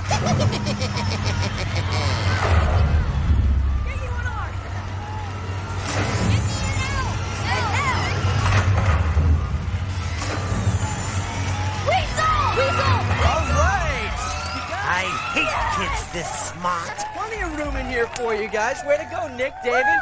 All right. Well, first, we got to check to see if they're all right, okay? What do you think? I think they're right. Okay. You got weasel, coyote, cheetah, horse, leopard, turtle. 5 points for all 6, 30 points. Plus, you called out that password in time. 10 bonus points. 40 points, guys. Way to go. We're going to add that to your 10. You got 50. And, oh, by the way, which one of these animals has been clocked at 70 miles an hour? Cheetah. Do they know they're animals or what? Here come the hogs. There. Oh, look. It's the hogs looking for animals.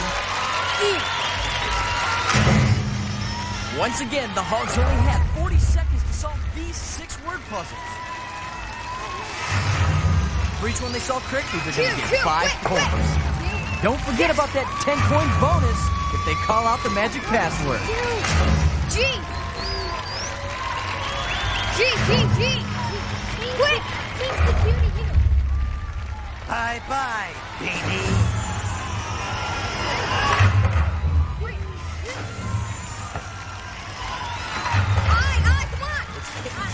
Guys, you better hurry up. Oh, wow. The Crypt Keeper turned the hogs into a ham sandwich. You guys, let me squeeze through here. Let's see how you did. Have a step over here, buddy. Come on. All right. You got hamster right. You had another Q up here for squirrel. You guys didn't get that one right. Eagle. Let go of my eagle. I don't know what. I think you wanted an A for that. For an eagle. Donkey, we needed the Y. Alligator, we needed a G here, and we need a J for jaguar, guys. So, other than an eagle, guys, which one of these animals also flies? Squirrel. There you go. Hey, we're gonna add 5 points to your 20. Gives you what? 25. At the end of 3 events, the Sloths have come alive and moved ahead 50-25. Hey, guess where the next event takes place? In the abyss. All right, it's time to get vertical. We're going to the abyss. Give it up for the Sloths. Here's David. What's up, David? He's going to be hanging out with me here in front of the mausoleum, while his partner in crime is Nicholas, who's in the house at the wall above the virtual abyss. How's it going, Nick? Great. You ready to do this? Oh, yeah. This is what's going to happen, David. You're going to have 1 minute and 30 seconds. You're going to get 5 questions. You need to read and answer all those questions, as many as you can anyway, okay? You read it out loud to me and your partner. Answer it, have Nick climb and find the answer, hit the button. It lights up white, it's right. It lights up red, it's wrong. Gotcha? Boring. Gotcha. All right, on your mark, get set, go. Nice catch. Hang on. There you go. Cheer him on. Come on, Nick. You can do it. Come on. All right. He's on. Very good. Come on. There's your first question. How many letters are there in the English alphabet? Nick's on his way. And remember, each correct answer is worth 5 points. Right up there. Go to your left. What's your answer? 26. That's 5 points. All right, it's right. Go on to the next one. How many periods are there in a standard hockey game? What's the answer, guys? 3. Hurry up. Let's go. Remember, 1 minute and 30 seconds, you guys. Come on. Take it to the other ladder. You don't think you can get there, you can always pass. Go up. Go up. Hit it with your hand. All right. No. How many presidents were carved on the monument, Rushmore? 4. Their answer's 4. Right. Hey, nice one. Moving on to the next one, you guys. Okay, on what date in February does Valentine's Day fall? All right. What's the answer, guys? What is it? 14th. 14. Nick needs to get over to the 14. Come on. See if it's right or wrong. Poor baby. You guys got 3 right. The answer to the last one, on what date in February does Valentine's Day fall? It is the 14th. You almost got there. We're going to give you 5 points for each one. That's 15 points in the abyss, Sloths. Way to go. Personally, I think the team cheated. CK, you just sore because they did so well. Like I said, Sloths get 3 right for 15 points. But look out, here come the Hogs. What's up, Evan? Nothing much so far. All right, man. Well, get ready. Mike, you know what to do, right? 5 questions, you guys, coming at you right now. When I say go, get going. On your mark, get set, go. There he goes. All right, Evan. Turn around, grab that ladder. There you go. Nice snag. How many weeks are there in a year? 52. Yeah, 52. All right, go to the 52, guys. See if that's right. Help him out, Mike. Tell him what's that. The third letter to the left. Remember, you can always pass if you get enough time. Get on with it, creeps. All right, he's over to the second ladder. Cheer him on. Okay, come on, Evan. One more ladder. They say you shouldn't look down in a case like this. But how else can you see where you're going to hit? Oh, yeah, nice snag. Whoa! Whoa, hold on. Whoa, we almost lost Evan into hog heaven. How you doing, Ev? Okay. All right, man. It's just like climbing that treehouse ladder, Evan. Each correct answer's worth 5 points. It's right. Let's go on to the next question. If you hit a grand slam in baseball, how many runs score? 4. Is your answer 4? Yes. All right. Help him out. Where's he going? Second ladder. Oh. Oops. He's trying. I think I can. Yes. One. Oh!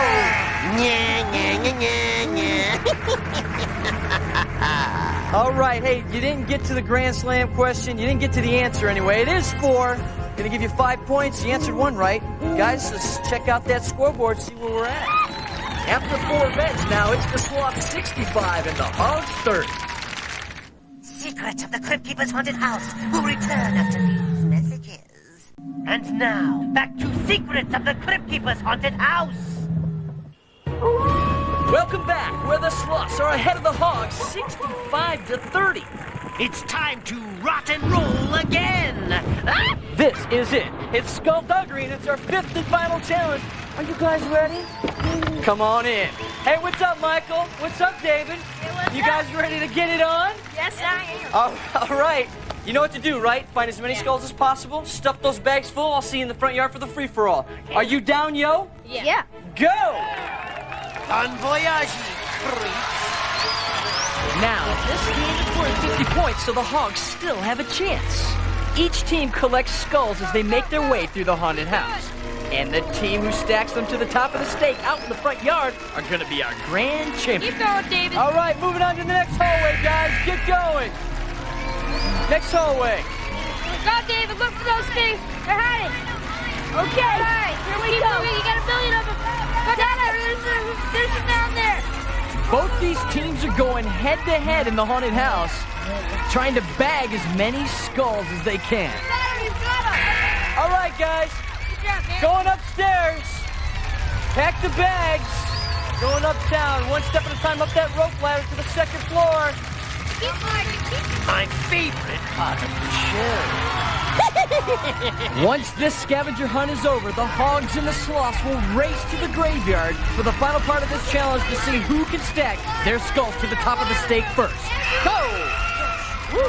I can see the kids are experiencing many, many emotions. Mostly fear and regret. Moving! Watch out, you drop any skulls, pick them up, okay? Once you get to the bottom, circle around and slide down that pole. Boom, he's down. And there goes David down to the bottom floor. Remember, the sloths lead it, but the hogs can still win it because there are 50 points at stake in this challenge. Who wants it the most? One right behind you! Right there! What?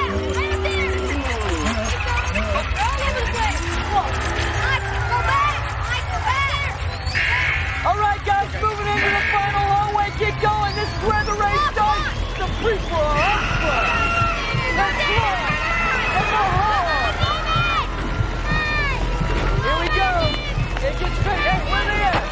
Where they at? There they are. Come on up, guys. Woo! All right. The sloths were leading 65-30, a whopping 35 points. The team that stacks their skulls to the top of the stake first, they're going to be our chance. Wow, it's neck and neck, or skull and skull, so to speak. Who's it going to be? Who's it going to be? Okay, the sloths didn't quite get theirs to the top, but neither did the hogs. Comes down to a count. 1, 2, 3, 4, 5, 6, 7, 8, 9, 10, 11, 12, 13 for the hogs.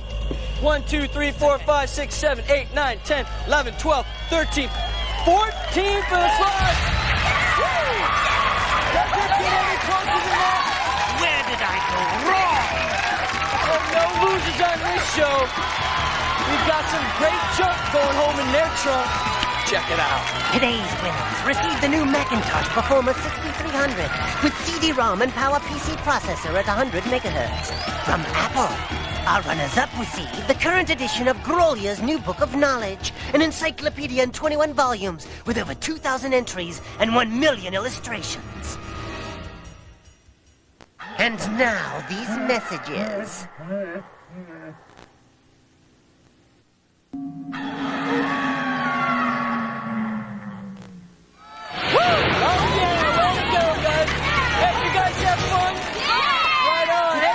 For another killer time here. Don't go away mad. Just go away! Just go away. Until next week, rest in peace. Production assistance provided by Universal Studios, Florida.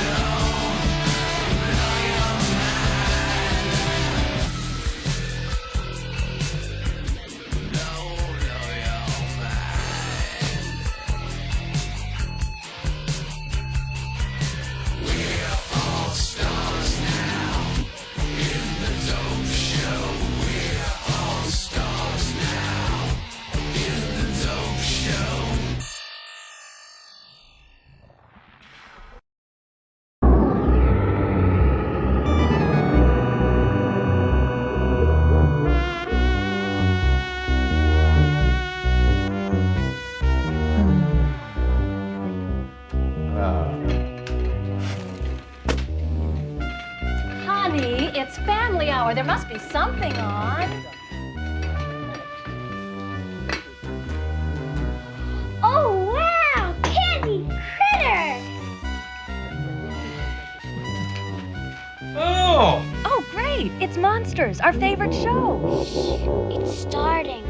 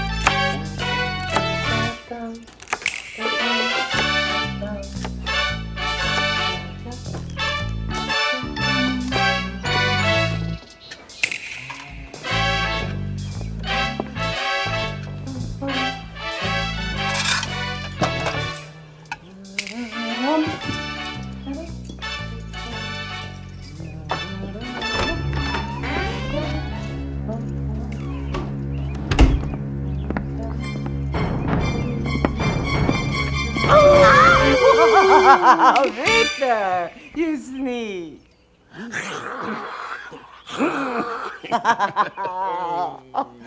You're home early. It's not every day our daughter gets engaged. Look, Greta. Bear's blood. Half a day's pay is in that bottle, but we'll have only the best tonight, and we'll drink toast after toast to the happiness of Anya and Stanley. Stanley. That's right.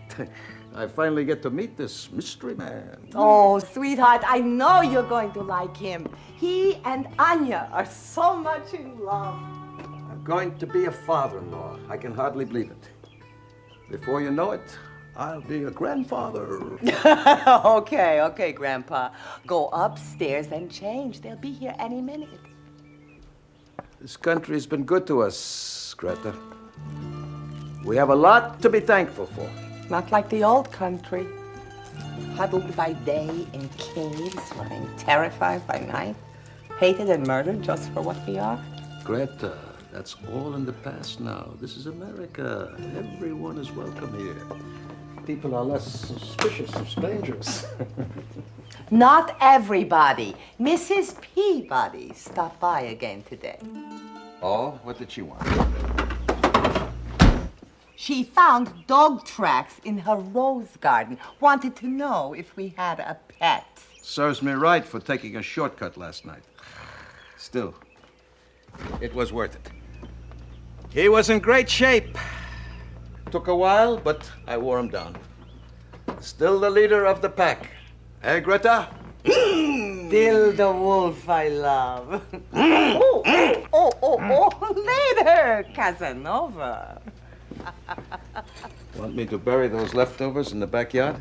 Oh, don't be silly. This is for Stanley. What do you mean? Nothing. Only he eats a little different from us, that's all. What is he, allergic to joggers? Who would pass up a meal like that? Well... Are you telling me Stanley is not one of us? No. He changes very much the way we do. Sort of. Sort of? Victor, you always say that America gives everyone a fresh start. Old hatreds have no place here. What are you trying to tell me? Everybody gets a chance for a new life, be they black or white, young or old, werewolf or... No. We're hyena. No! Anya's fiancé is a weird... No, not one of those mangy, slinking, bone-eating, flea-ridden, red rabbit cowards! But Anya loves him. I said no! But Anya loves him. I said no! I will not have a were-hyena for a son-in-law! A miserable, giggling, low-life scavenger in our house stealing off my kill! Sleeping in the same bed with our daughter? No, no, no! Those are the old ways talking, Victor. Didn't you always say that here everyone deserves a fresh start? Old hatreds have no place in America. When I said that, I specifically wasn't including rare hyenas named Stanley. Greta, our people have always hated the scavengers. That's just the way it is. Accept it, it's in our blood. I forbid this marriage. And that hyena is not setting one scrawny paw inside this house.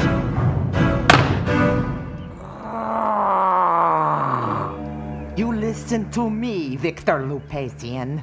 Our daughter is bringing her fiancé here tonight. You will sit in your place as head of this household.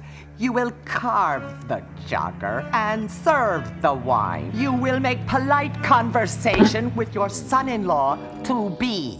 You will talk to him and be nice and make this the nicest night of your daughter's life, or you will answer to me.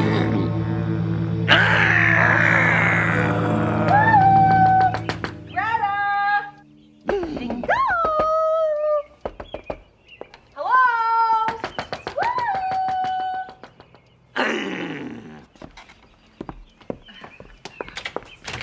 Oh, hello, Mrs. Peabody. Hello, dearie. I was just fixing dinner, and I was wondering if I could borrow a cup of cheese. Actually, this isn't a very good time. Thanks, dearie. You're such a doll.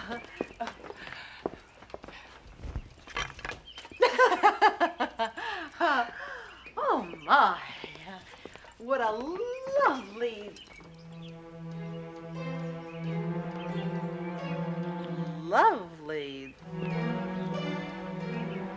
lovely kitchen.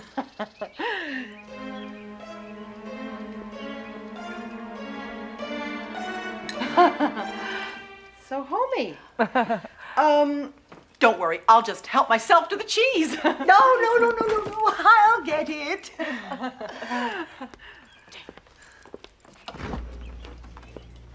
Here you go, cheese. Ooh, my, looks like a celebration tonight. Must be a special occasion. Lovely crystal. Ooh, fine china. Is this for some sort of foreign food? It's for traditional appetizer.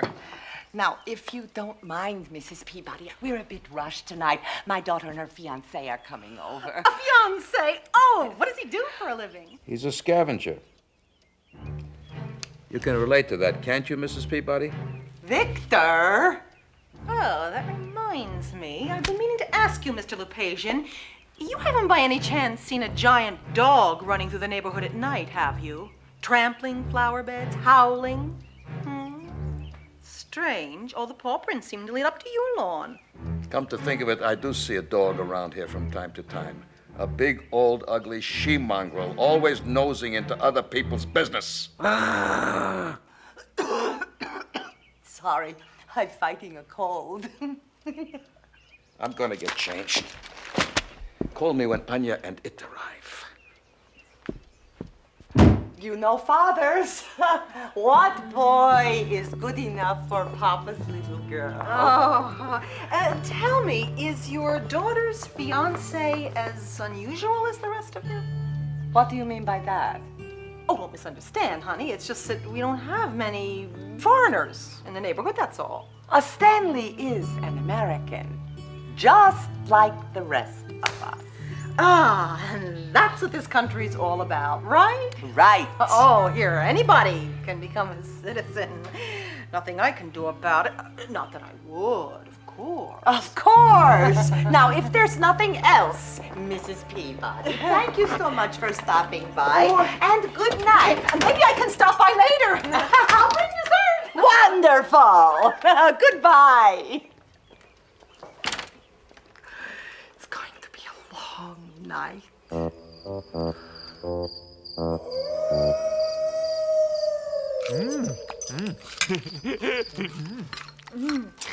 We wanted to set the date for the 17th, but the reception hall isn't available until July 1st. Well, you know how I've always had my heart set on a June wedding. So we're going to move it up to June 1st. I know it's a lot sooner, I hope it's okay with everyone.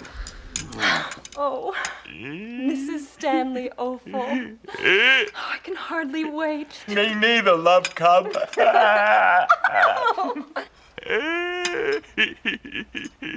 Love cup.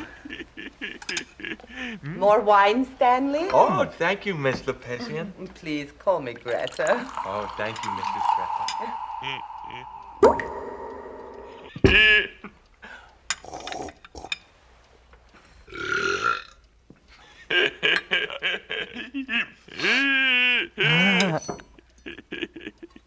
Like the wine, do you, Stanley? Oh, yes, sir. It's very good wine. Not that I'm a heavy drinker or anything. Just makes the food go down a lot easier. Not that the food's a problem. I love the food. Excellent food. Well, it doesn't have that rotting under the hot sun taste your people enjoy so much. Still, we try to please. Here, crack into this, Stanley. Make yourself at home. Don't mind him, Stanley. It's the flea season. More finger food? Oh, fingers. I love fingers. Leave him alone, Victor. I'm curious, Stanley. Your people aren't hunters. How do you expect to provide for my daughter? You think she'll be content with the scraps you find lying alongside highways and in restaurant trash cans? I didn't raise Anya to eat garbage, let alone marry it. Victor! Papa, I know the old emotions are strong inside you, but please understand how I feel. I love Stanley, and I love you and Mama. Now, I don't want to upset you, but I have to follow my heart. And what do you follow, Stanley? Buzzards? Oh, Papa! Stop it! Look, I insult him to his face, and he laughs. Everything's just one big joke to you, isn't it, boy? Yes, sir. No, I mean no, sir. Yes, sir. No, sir. Do you know why my people have always hated yours? Because you're all cowards. You hyenas are all alike. You run at the first hint of danger. Why should I trust my daughter's fate with someone like you? Why should I? Because I love her? Then prove it.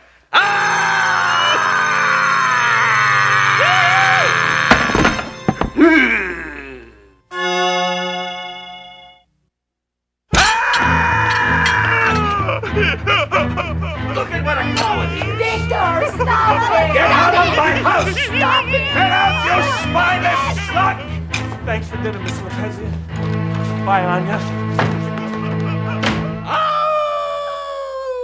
Oh, Victor, shut up. You're not impressing anybody. Mama, how could you? I was gonna bear his cubs! He was scum. Let's finish dinner. I'm starving. Are you happy now? I'm delighted.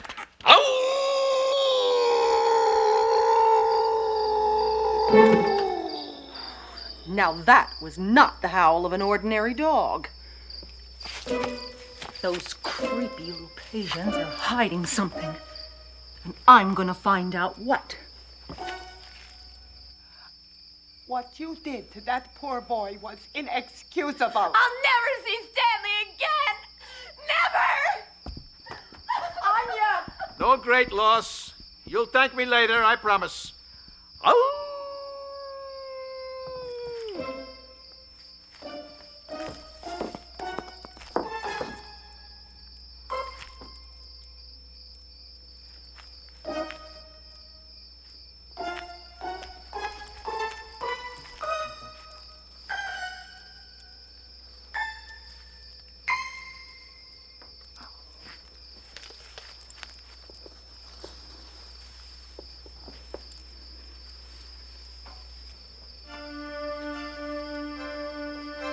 Her fiancé.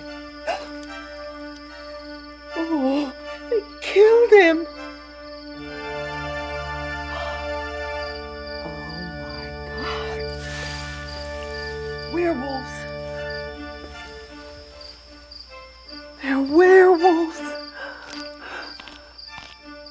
As if their being foreigners wasn't bad enough.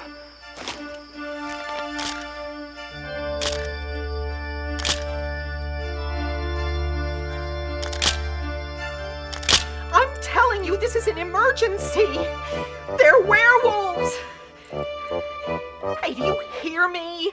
Werewolves! A whole family of them. No, I am not drunk.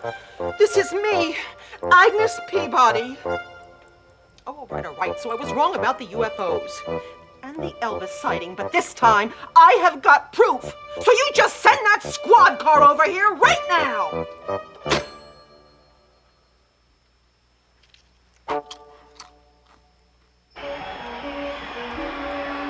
Victor. You know you broke your daughter's heart tonight, don't you? She's young, she'll forget him. Then she'll find someone she can really be proud of. A wolf like her papa. You mean a liar like her papa? What? Oh, remember the old days? Every time our people made a kill, there would be 5 of Stanley's kind ready to fight each other for our leftovers. Our life was hard, but theirs was miserable. Nobody should have to live that way. Least of all, a nice boy who loves our daughter. Oh, yourself. Come on, Victor. Sweetheart. All your life you said this country gave people the chance to start over. Well, we had that chance. Come on now, what kind of an American would you be if you didn't give Stanley a chance to? Huh? Huh?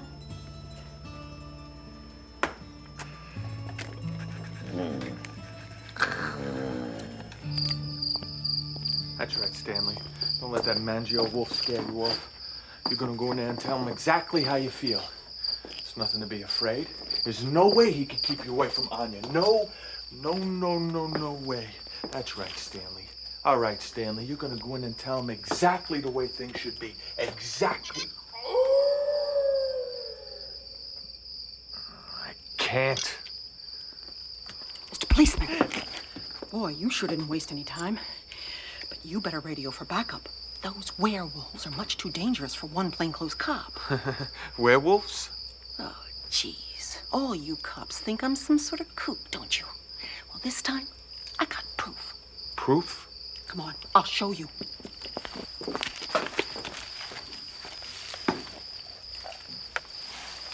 I had a hunch there was something weird going on in that house, and I was right.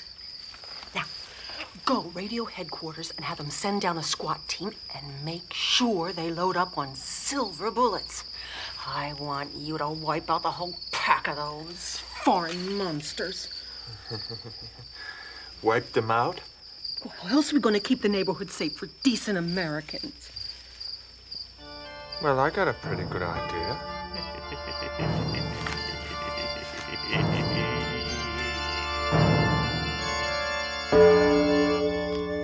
Anya, sweetheart, come, Anya.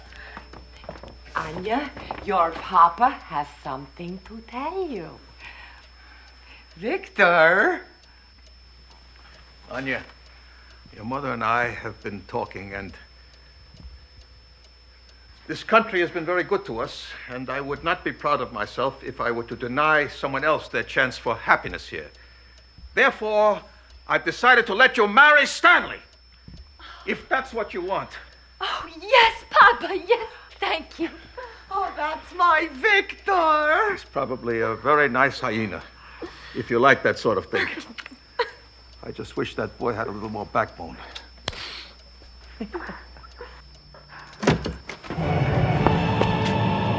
Stanley! I just came back to tell you you're wrong about me. I love Anya, and nothing will keep us apart. Oh, Stanley! That's a start. Go with it, Stanley.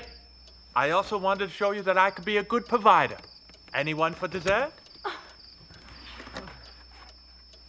It's a little something I threw together. I hope you enjoy it. Well, she did say she wanted to bring the dessert. I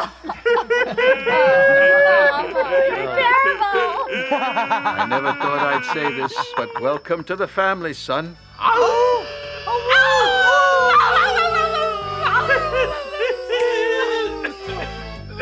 Does this mean I can call you Papa? Don't push it, Stanley.